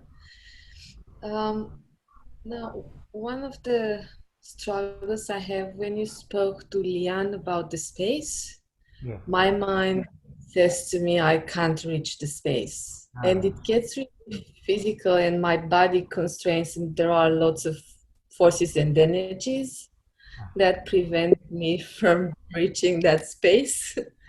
And So yeah, shall we do so it live? Shall we do it together? Let's see what happens, yeah? So I will just guide you through it okay. and you tell me whatever is happening. Don't worry about anything. Just follow the instruction like a little child and then we see what happens. You see? So this voice is being heard by you, no? You're hearing this voice now. Yes, You see? I So do. is it, if I were to ask you, is it being heard inside you or outside you? This voice that you hear, that that is coming to you. Where The voice, I'll just mute everyone. Not those voices. the You'll have to unmute once more. I'll help you with that. I'll help you with that. Yeah, it should work now. So this voice and everything else actually that you also experienced, where is the experience of all of this happening? You can hear me still? No, no, sorry, I unmuted the wrong one. now Ah, I was hearing you, but I couldn't. yes, I hear the voice from outside. yes, from outside, it's coming to you, and then you hear Yep, it, no? yep. So where does it come to when it comes to you? Where is that you that it comes to? I think it comes to my mind, and which perceives my senses. I see, I see. So let's slow down a little more also and just don't use anything that you have learnt in the past, like what the mind is, None of that. It's very simple. Like for children, this exercise is very, very simple. Right now, you're hearing these words. You don't know any concept like brain, mind, none of that. Just from your experience, you have to say. The experience of these words, where is that happening? Does it feel like the experience is happening inside you or outside you? Inside. Yes. You see? So, this experience of this voice is inside you, and you will notice that every experience is that way. You see?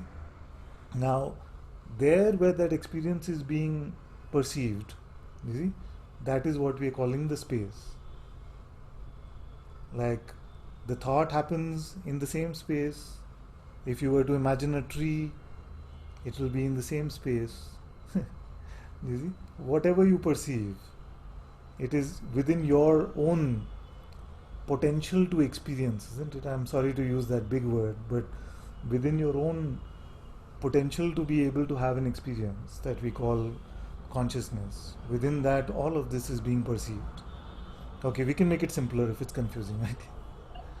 A question comes to my mind now. Why do I have to close my eyes to be able to perceive this space? Ah, you don't have to close your eyes. You don't have to close your eyes. Even Uh, this, yeah. even this, if you see a face in front of you, where is that face being experienced? You may have a sense of distance that, yeah, it is far from me because you have defined a boundary of me as this body. You see? But if you don't have that definition for a moment and you just check where is this face actually being perceived? You see?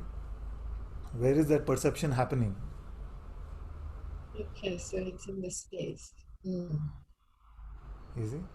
Every experience, everything that you notice, everything that your attention can go to, you will notice that is happening within you.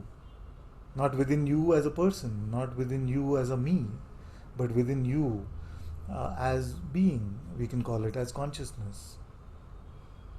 Mhm. That's a great So revelation. everything that happens in me happens in you as well.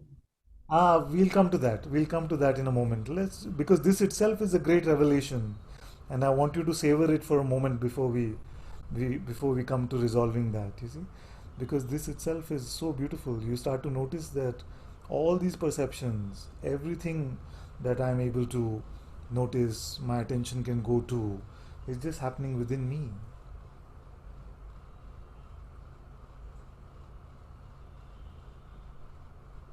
Mm. And you don't have to use the label me. You don't have to say this is me, this is not me. You don't have to start labeling things. Just in your pure perception you will notice. You see, you will notice.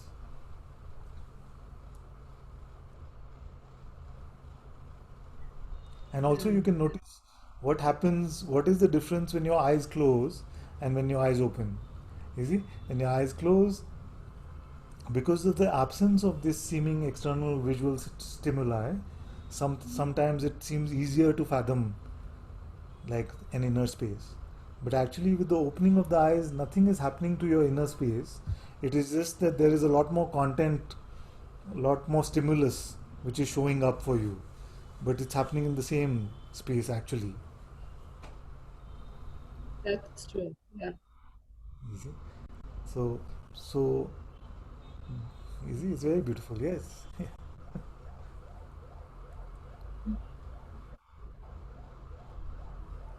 Sorry. That's It's the okay, side it's okay. toilet. It's completely fine, my dear, completely fine. You see, so I know, I so know. so you can see like this. Now, if you were to create now two within this space, you see, if you had to create like you were saying, don't worry, is your child there? Rati. Now the Ah, second one. it's okay, it's okay. I have two as well. I have two as well. It's completely fine. So don't worry. So, so if you were to create an idea of two now in this one space of being, in one space of perception, how would you do that?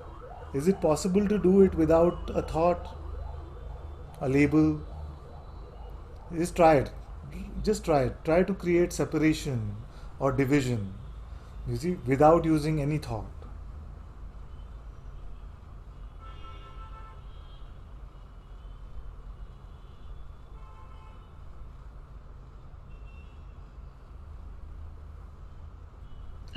I don't think I can without relating to the forms.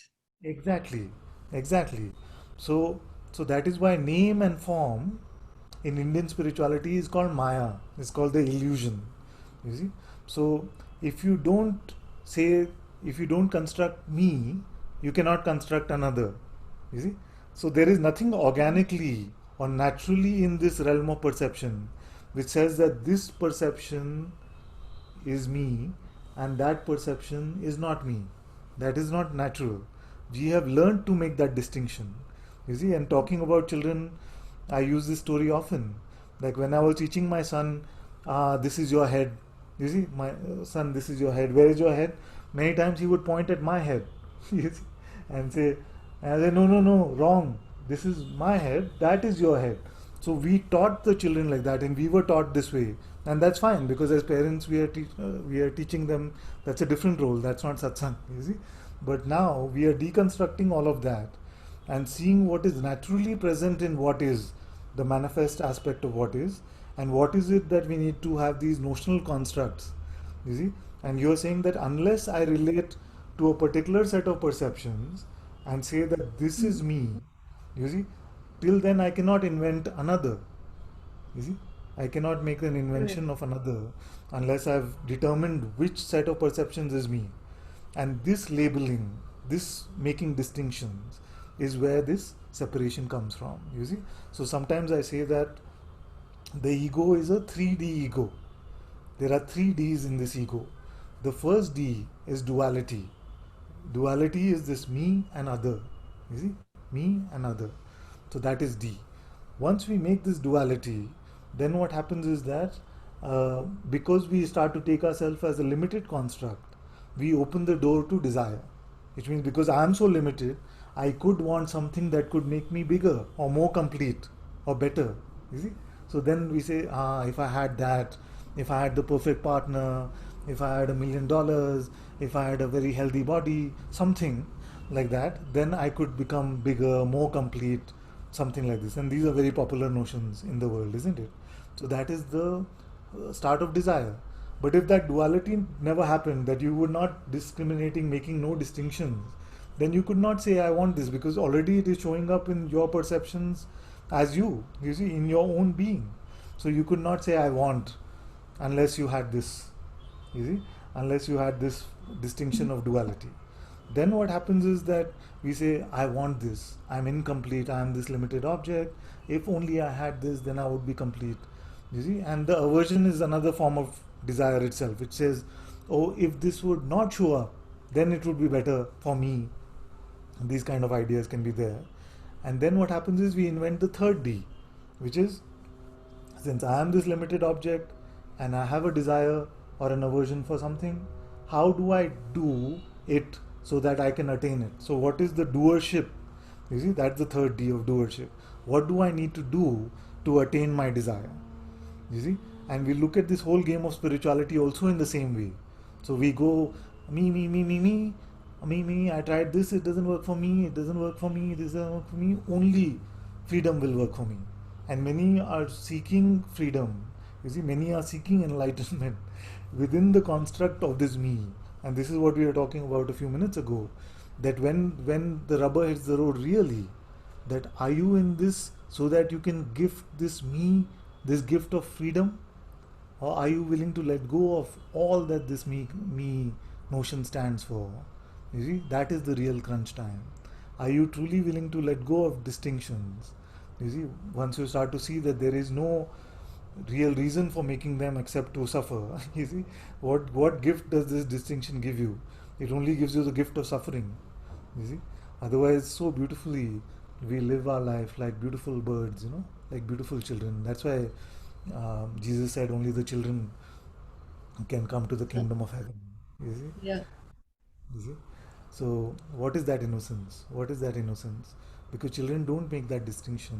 They're not looking at separation as a reality. We've learned how to do this. And once you start to see for yourself that this bodily boundary, which I took to be my boundary, and I got into this mistaken belief that my being is contained in these const- constructs or these sensations called the body.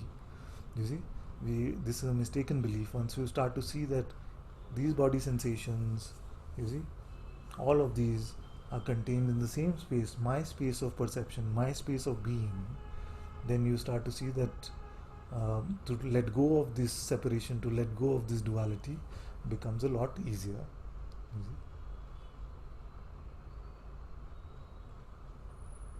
It's clear So enough? help me God. Huh? It is, it is. I said, so help me God. Yeah, yeah, yeah. So help us God. Oh,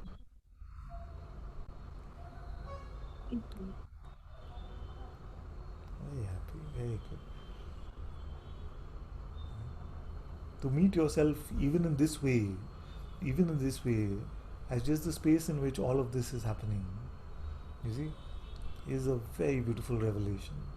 And then, very, very simply, very organically, very naturally, you will notice that you are aware even of this beingness, this ground of perception. You are aware of all of it. You see, and this awareness is beyond even this space, is untouched even by the arising and the dissolution of this space of being, of perception.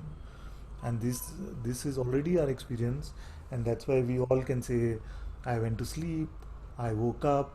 You see, because in the sleep state, even the space of being, the space of perception, dissolves in its own source, which is the absolute, which is the self.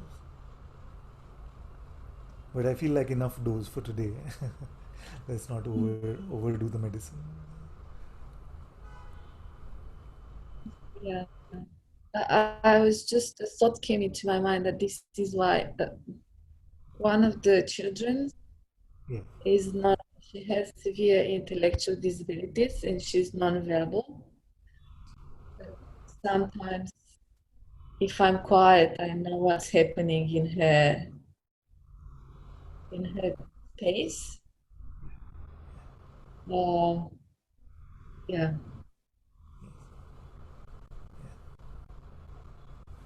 You will become more and more intuitive. You become more and more intuitive. You see, as you allow yourself to remain as this space, then you'll notice that your reliance is not so much on these mental constructs and notions, but on a deeper guidance, that which we call our intuitive guidance. It's very good. Thank you. Thank you, thank you. Very good. Okay, I feel like just resting my throat for a few minutes and drinking some water, and then we'll continue the conversation in a moment.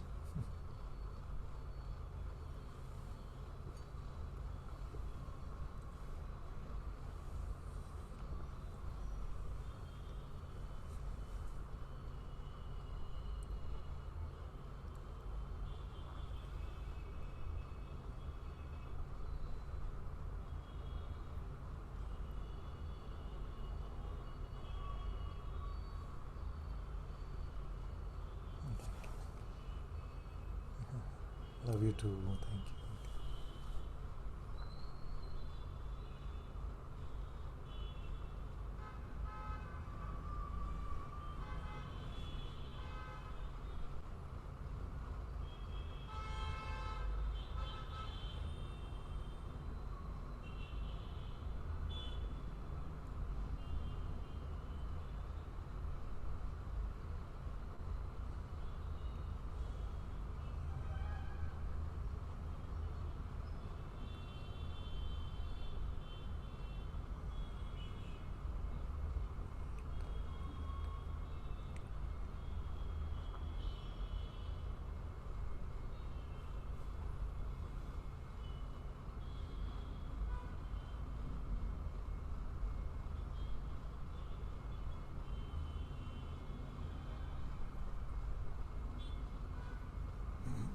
Okay, let's try now.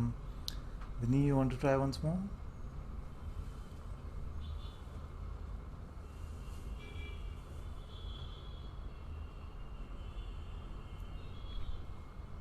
You can unmute yourself. No? Yeah. Now both of us are clicking on the button at the same time. There you go. Now try. Still don't hear you. I see your lips moving, but no. You type something? I'm very bad at sign language. Oh, 28 new messages. There's no chance.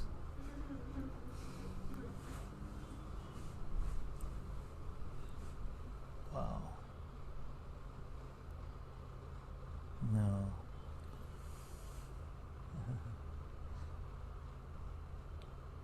You can write to me something, my dear, and we'll find a way to reply. Leon is done. Marin?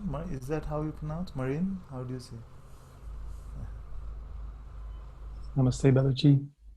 Namaste, my dear. How do you pronounce your name, my dear? Marijn. Marin? Sorry. Yeah, it's good. Sometimes it feels like you hear it well, and you ask the mouth to reproduce, and it reproduces something else. You know, just not used to the expression.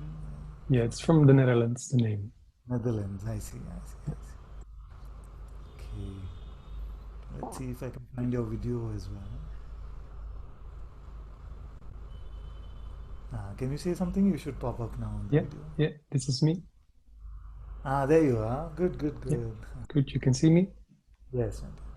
Thank you. Very, very blessed and grateful to be in your vision and in your hearing right now.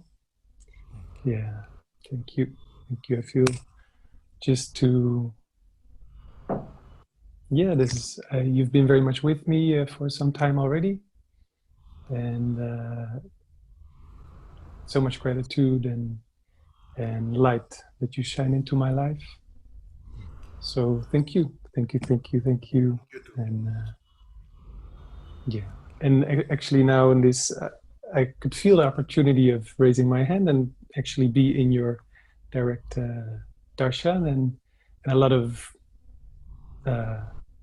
palpitations were coming up. So I could feel, okay, it's good to click and click. Now I'm here. Very good. Very good.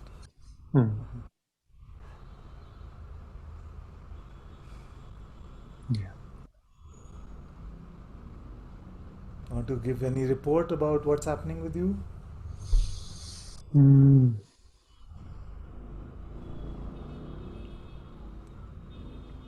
this moment, there's just a lot of joy and yeah. I'm very happy with these interactions. Very sweet, very nice, very open, very empty. Very happy. Yeah, I was actually, there's two boys also under my wings, and a third child coming soon. Congratulations. So my partner and the little one in the belly are resting here now, right next to me. And it was very beautiful. It really touched me what you said. The role of a parent is different. It's not satsang. It's a different role, which is clear. Obviously, but it's still. It really touched me and made a big smile on my face to hear that. Yes. And consciousness in its supreme intelligence is completely able to play those roles as they are meant to be played. So we can trust our intuition, we can trust consciousness, we can trust God to play the best parent as well. And that's why many times when I'm speaking to my children, even now, they'll be like, "Oh, but in satsang you're very different." Because sometimes you have to tell them, "No, you get your act together and hit the books or something like that." And that does happen here. And they'll be like, "But you were smiling so much in the satsang hall just now." And on the other side, of course, there's also the challenge of sometimes my kids have actually been very sweet, but sometimes they just feel like why can't you just be a normal dad? Why can't you just be Mm. a regular dad? So, but mostly they've been quite understanding, quite understanding. Mm. And the minute I start to say something that sounds even remotely like satsang, they switch off. They just switch off. We don't want to hear none Mm. of that. Mm. But my hope that one day they'll be a bit more open to that. Mm. Yeah, my boys are 4 and 2 now, Yeah. and I just see that it's a huge blessing, to be able to relive this experience through their perception. If in those moments that I'm actually surrendering to that and not in my own whatever, to really see the world through a 2-year-old's eyes is very, It's a very good experiment. beautiful. Yeah. It's a very good experiment. So, Mm. just to see how such a great intelligence can run this life without being oppressed by this mind, because the mind's number one trump card in a way is to say that you can't do without me. You see, you will be lost without me.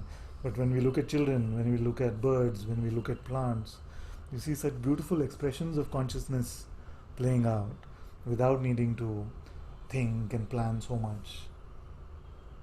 So it's very beautiful.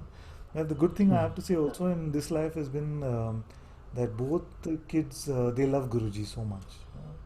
So Mm. they feel like they have a master. Every one of their passwords, I shouldn't be saying this, but all their passwords, Guruji's name in it somewhere or the other in some combination. So they have a deep love for Guruji. So that Mm. so I can, and that is fine by me, because obviously they need to feel like I'm their pa and they have a master who's Guruji. So that is perfectly Mm. fine. That is Mm. perfectly fine. So Mm. it's very beautiful that they got touched by Guruji's presence when they were quite young, both of them. Mm.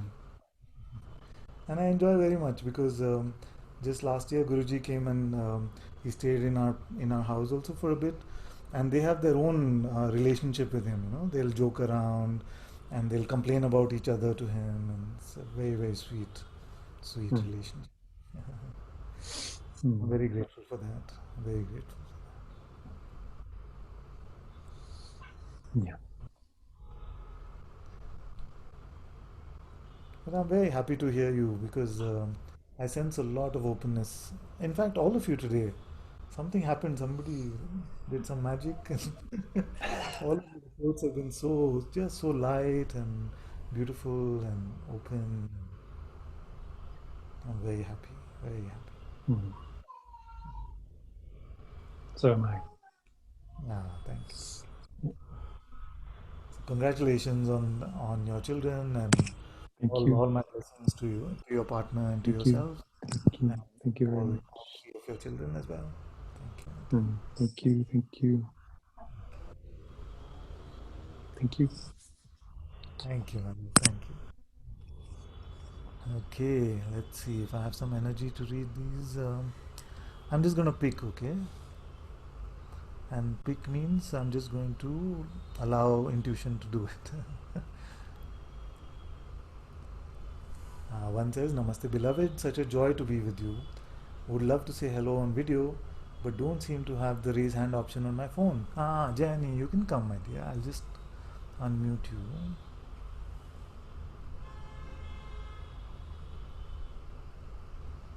There you go. Namaste. Hello. Oh, Hi, so beautiful.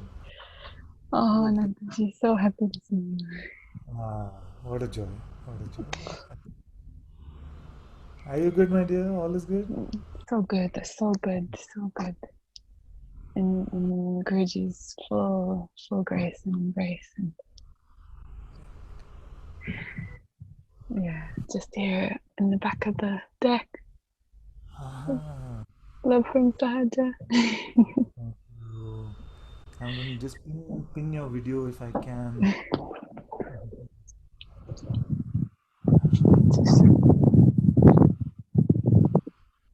somehow I'm not able to do that. So you keep talking, you'll show up on the screen. Yeah, just so much love from here. And yeah, Sajan just mentioned you yesterday, and I just felt such a strong longing to see you and be in your presence. And then I checked in Satsang today, so it's been such a treat to listen to everybody and to you. And just yeah, It's love you so so much. wonderful to have you here. Thank you for bringing the physical manifestation of Sahaja also to the satsang. Yes, and Guruji.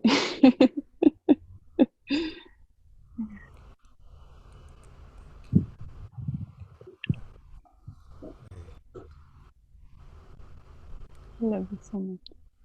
Ah, I love you too. And now I feel to come like immediately. Yes, yes, come. I'll just we're hoping actually that when my son's college resumes in America, we're hoping that all of us can go to drop him, but mostly it's an excuse so that we can stop over in Sahaja either on the way there or while coming back. So Oh, we Namah said Shivaya. mention to Guruji also. Oh, beautiful. Beautiful. Let's see how it plays out. Thank you. Such a joy, my dear. Thank you Same, so same, same, same. Love you so much. much. Love you. Thank you.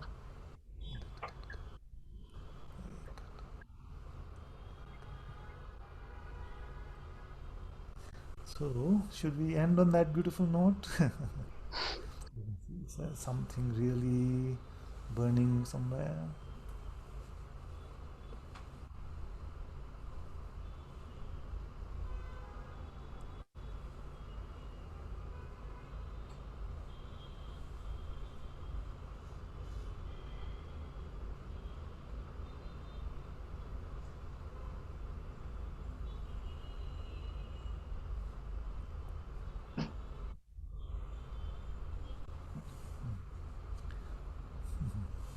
Okay, so let's look at this question.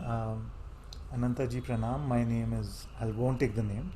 I have lived at Monte Sahaja for 2 years and my master is Modi Baba, always. Spontaneously, I met a being last year in Rishikesh. She speaks Gujarati and little English. She is saying she has been fully enlightened. I have been living at her house now for 5 months. I feel doubts if she is fully enlightened or maybe very mature in spirituality and awakened but maybe not fully enlightened. I have told her about these doubts. I trust Guruji fully and I trust you. Can you please give me some advice about this? Yes, my dear. So, with Guruji, I can tell you, and I have to say this, and it may sound like a biased report, but freedom is guaranteed. Okay? If you're open to him, then he will take away all that is false. Now, I don't want to uh, compare that with anybody else. There are many beings who are enlightened and things, but you don't need to make a comparison, or maybe I'm misunderstanding the question. But if there is a comparison there, you don't need to worry. Guruji is if in an expression you just have to sit in front of him and sit on the hot seat, and with one glance, okay, with one glance, he can, with his grace, present that which is real to this one who was seeking for so many years before I met him. Then what doubt, what concern can we have about our freedom with him? You know? So, so, so you don't have to be at all concerned. Just I sat in front of him like a little child because life had squeezed most of the arrogance out of this one, and just just in that looking at his beautiful glance, my idea of separation melted away. So, so what I'm saying simply is that if there's an opportunity for you to be in Sahaja, you must take it. You must take it.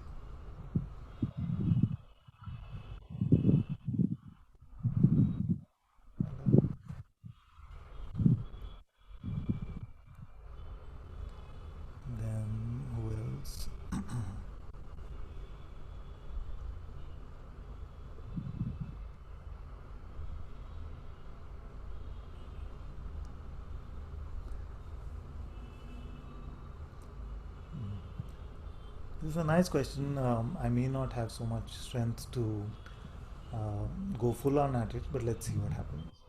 Dear Father, thanks for all the blessings and grace.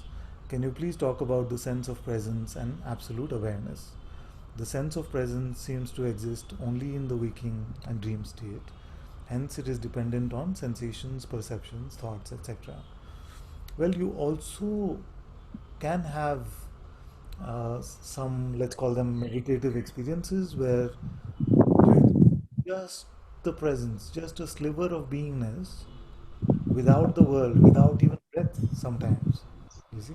So so I would not say that it is dependent on sensations, perceptions, thoughts, etc. I would say that if we are to make that relationships, we have to say that sensations, perceptions, and thoughts are dependent on that being, that sense of beingness. Then you say also the sense of presence seems very bright and aware and unmissable, but awareness in sleep state seems more subtle. Not just subtle, it is completely unfathomable to the mind. You see, because it's absent of all perception, absent of anything that we can hold on to. So it's more than subtle actually. You see, only in your intuitive heart can you recognize your absolute self. There is nothing there which the mind can decipher, conceptualize, visualize. You see, even nothing is not it. No? It's more nothing than nothing. You see? So that is why direct satsang is in a way not for everyone, because most can get very frustrated with this because it's like, what is he talking about? Because you try to meet it through the mind or the intellect. It is, how can that fathom that true emptiness or true nothingness of the absolute? It is impossible. So that everything, nothing of your reality is completely beyond anything that the mind, intellect can conceptualize, and anything that in your imagination, in even consciousness's ability to project things, it cannot project this. You see? That is why it is so much beyond our imagination as well. It is not even subtle. You cannot even say subtle. You see? How do you know that you are aware of perception? You just do. You see? But that just do is intuitive inside. You see? That which is aware of the perception of this hand, how do you know that it is you? This you only know through yourself. You see? Only through yourself. These words won't make sense to the mind. So that self knowing, self awareness, you see, that is what, because you just do is not attractive to the mind as a spiritual term. That's why, how do you know your awareness? You just do. Then you'll say, okay, this is not a great satsang. But if we say we know through intuitive insight, then that sounds better. Ah, okay. I'm getting somewhere. You see? But it's so direct. That's why I keep clicking, no? I keep clicking. It's so direct. You see? So direct that there is not even time or space for subtlety. So don't go imagining any super subtle sort of imagination. It is not going to be captured in that. And please definitely don't imagine some dark empty room. Maybe in satsang you ask them what is awareness. It's so just, it's a huge space which is all dark. But what is the big deal then? You go to a dark room, shut all the curtains, don't put on any light, you have that experience. That is not awareness. What witness is even that? You see? So don't fall into any of these traps of subtlety or any sort of visualization of awareness. It is just not possible. You see, do you need to experience that dark, empty room before you can say you are aware of the perception of this hand? How do you know it is you? You just do. It's instant. You see, it's instant. It doesn't need a mechanism. It doesn't need a medium. That's simple self-knowledge, self-awareness.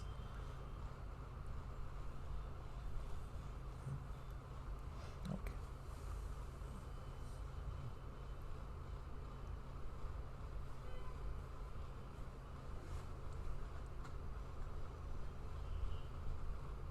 Okay. All right. I feel very good. beautiful satsang. Thank you so much, everyone. And I can play the DJ now if you have some requests to. Let's play something from Prem today.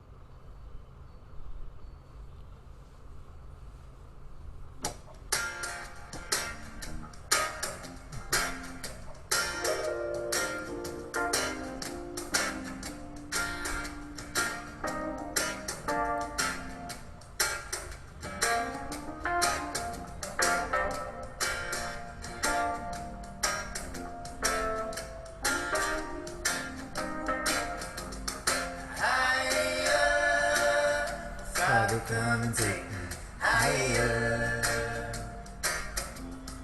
higher. Father, come and take me higher,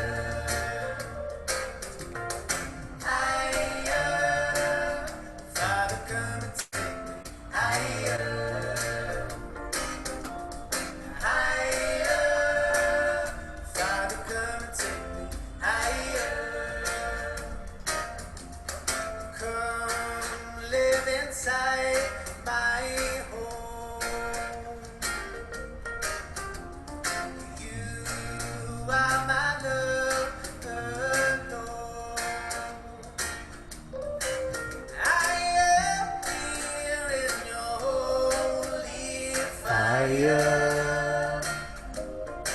For I know you can take me higher. Higher, Father, come and take me higher, higher. Father, come and take me higher, higher. Father, come and take me higher, higher. Father, come and take me higher. Come, follow me, you say. You are the only way. I let go of my own desire, for I know you can take me higher. Higher, Father, come and take me higher, higher. Father, come and take me higher, higher. Father, come and take me higher, higher. Father, come and take me higher, higher. Father, come and take me higher, higher. Father, come and take me higher, higher. Father, come and take me higher, higher. Father, come and take me higher, Father, come and take me higher. Oh, Father, come and take me higher. Baba, take me higher. Somebody sent me this one. Very nice.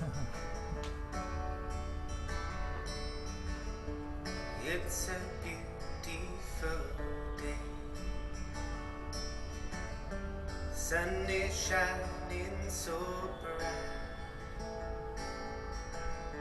I know love is the only way, so it's a beautiful day. I don't have nothing on my mind.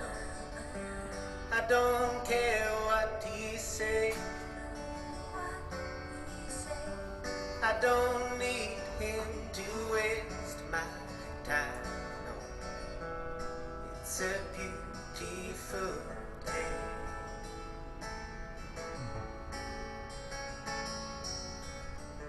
And it's a wonderful life. Lord, I hope you can see there is no need for stress or strife. No, it's a wonderful life. I don't have anywhere to be. I don't care for my rights. I don't have anyone to see. No, it's a wonderful life.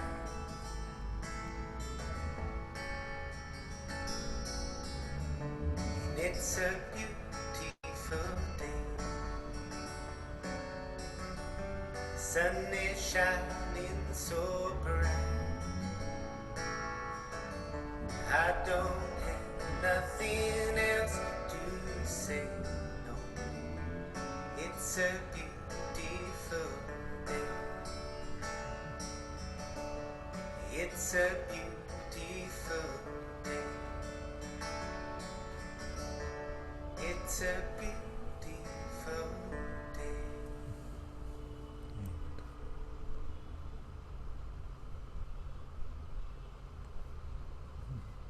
Okay, so I'm just gonna click on these links. They could turn out to be anything. It's the same one. No, different.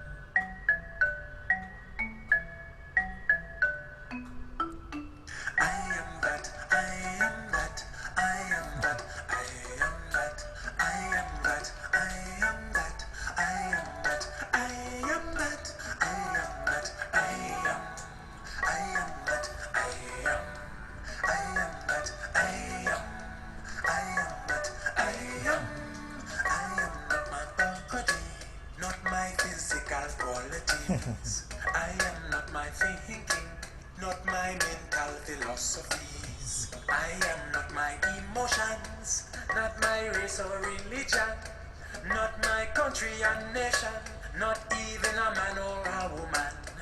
I am that, I am that, I am that, I am that, I am that, I am that, I am that, I am that, I am that, I am, I am that, I am, I am that, I am. She's gonna dance. I am that, I am. Nisaga that does it. That I am that, I am. Shri Muji Baba Do you said want to that dance? I am that, I am. Shri Ramana said that I am that, I am. Jesus Christ said that I am that, I am.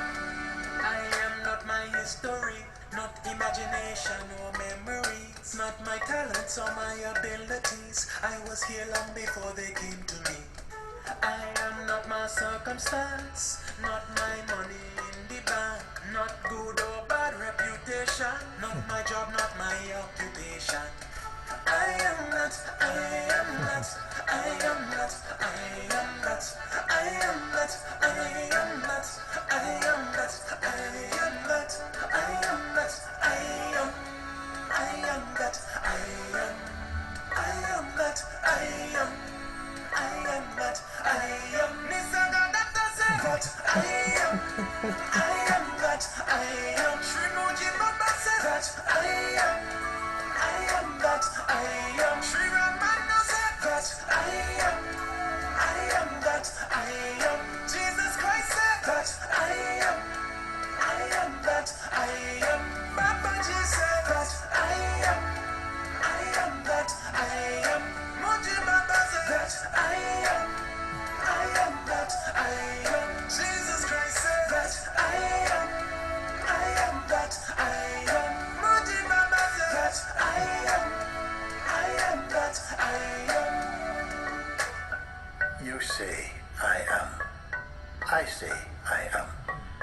This I am, it's not a person, it is consciousness. It is a godly presence inside each one. We must not use it foolishly. When you say I, remember God. It is the God principle in you that is speaking. You must come to know it as not personal, but impersonal, uncreated, unborn, imperishable. It is the original one. To know this is to find freedom in God. To not know this is to be asleep. Respect, honor, value this name that God give you. The name I am. It is truth. It is love. It is consciousness. It is God. Remember this deep within your being and be happy. Wake up, wake up, wake up, wake up.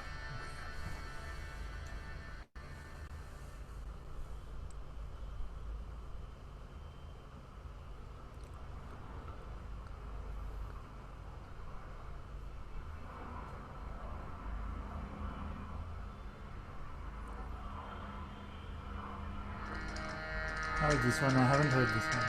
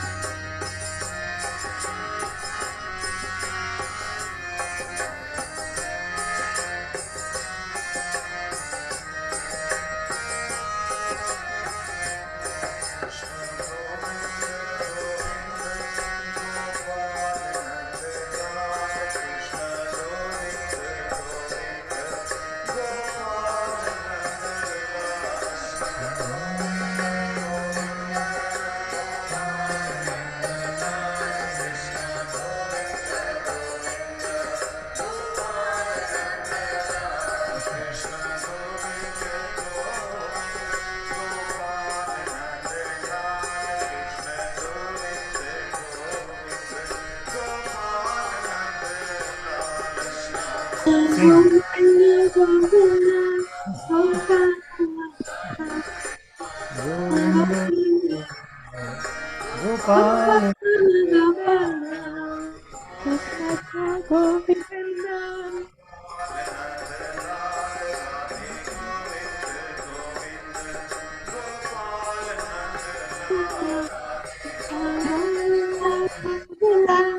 Govinda, Gopal. Krishna Govinda Govinda Govinda, Govinda, Gopal. Krishna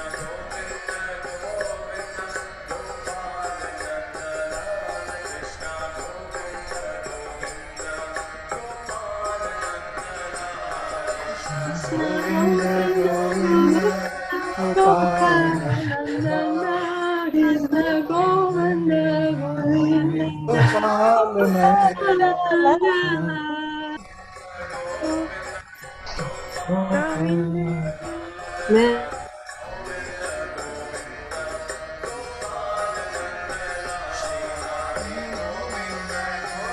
Govinda Gopal Govinda, Govinda, Gopalanandana.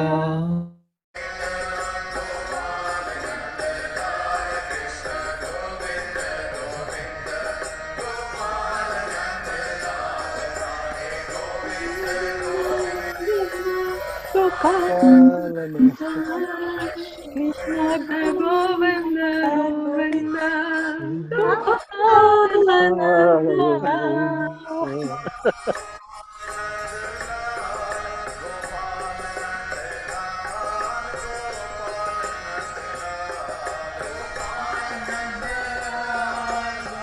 Ananta-Part. Gopal-Ananta.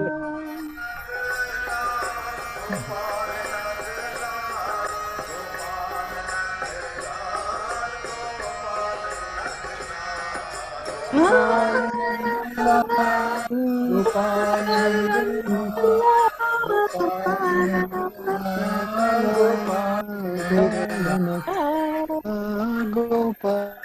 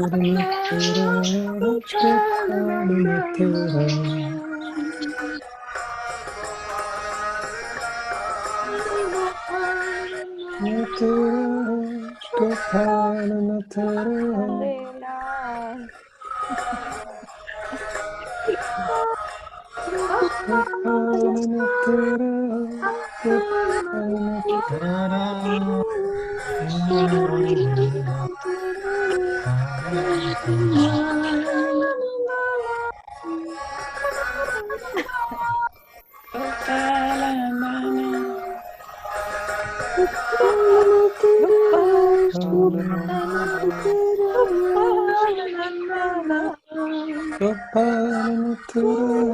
Gopalanandara, Gopalanandara, Gopalanandara. Allah, Gopalanandara, Gopalanandara. Krishna Govinda Govinda Gopalanatara Krishna Govinda Govinda Gopalanatara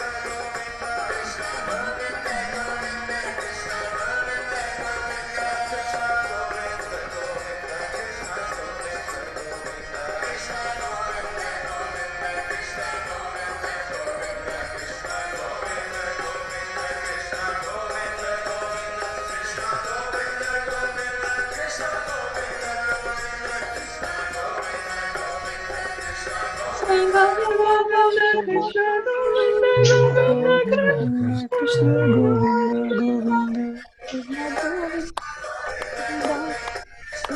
Govinda, Govinda. Krishna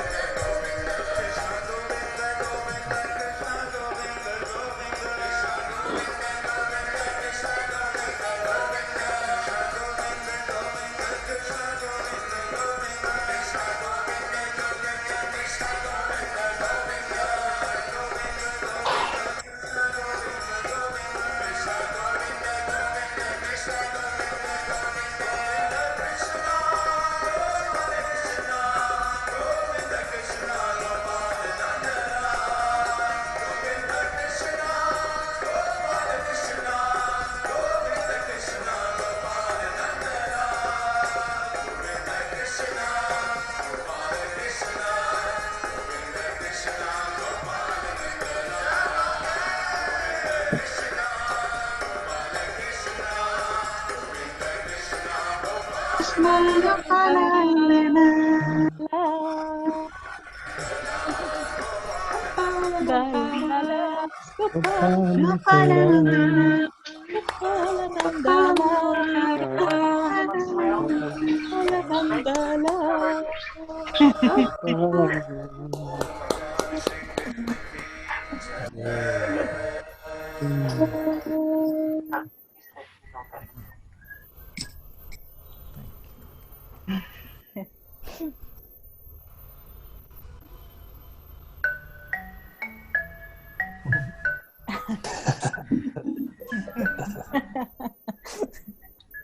Okay, again.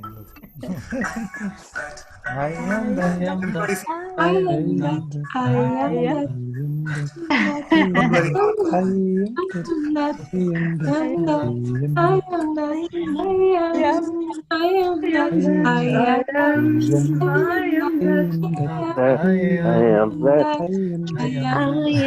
worry.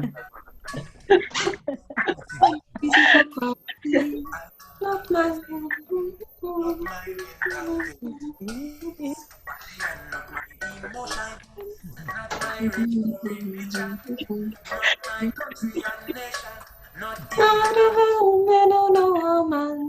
I am,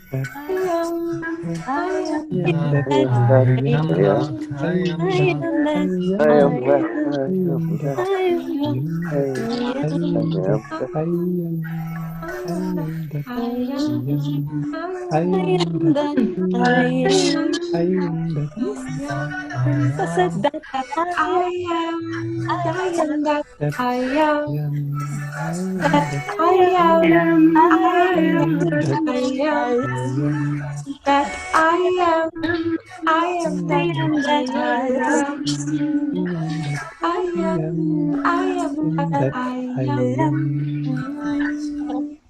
imagination, not my abilities. I was here before they. I am not my circumstance, not my money, My money in the bank. reputation, not my job, not my occupation. I am That I I am that I am. that I am, I am that I am that I am. That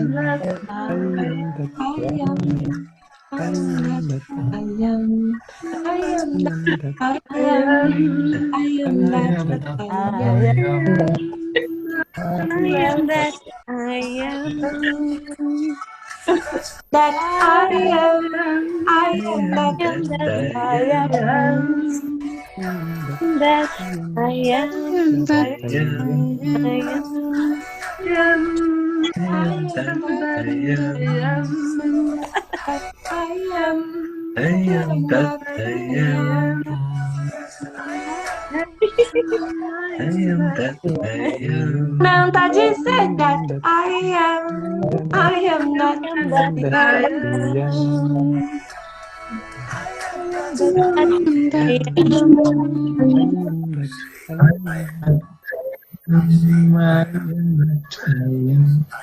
I am. It is consciousness. It is a godly presence inside each one. We must not use it foolishly. When you say I, remember God. It is the God principle in you that is speaking. You must come to know it as not personal, but impersonal, uncreated, unborn, imperishable. It is the original one. To know this is to find freedom in God. To not know this is to be asleep. Respect, honor, value this name that God gave you. The name I am. It is truth. It is love. It is consciousness. It is God. Remember this deep within your being and be happy. Wake up.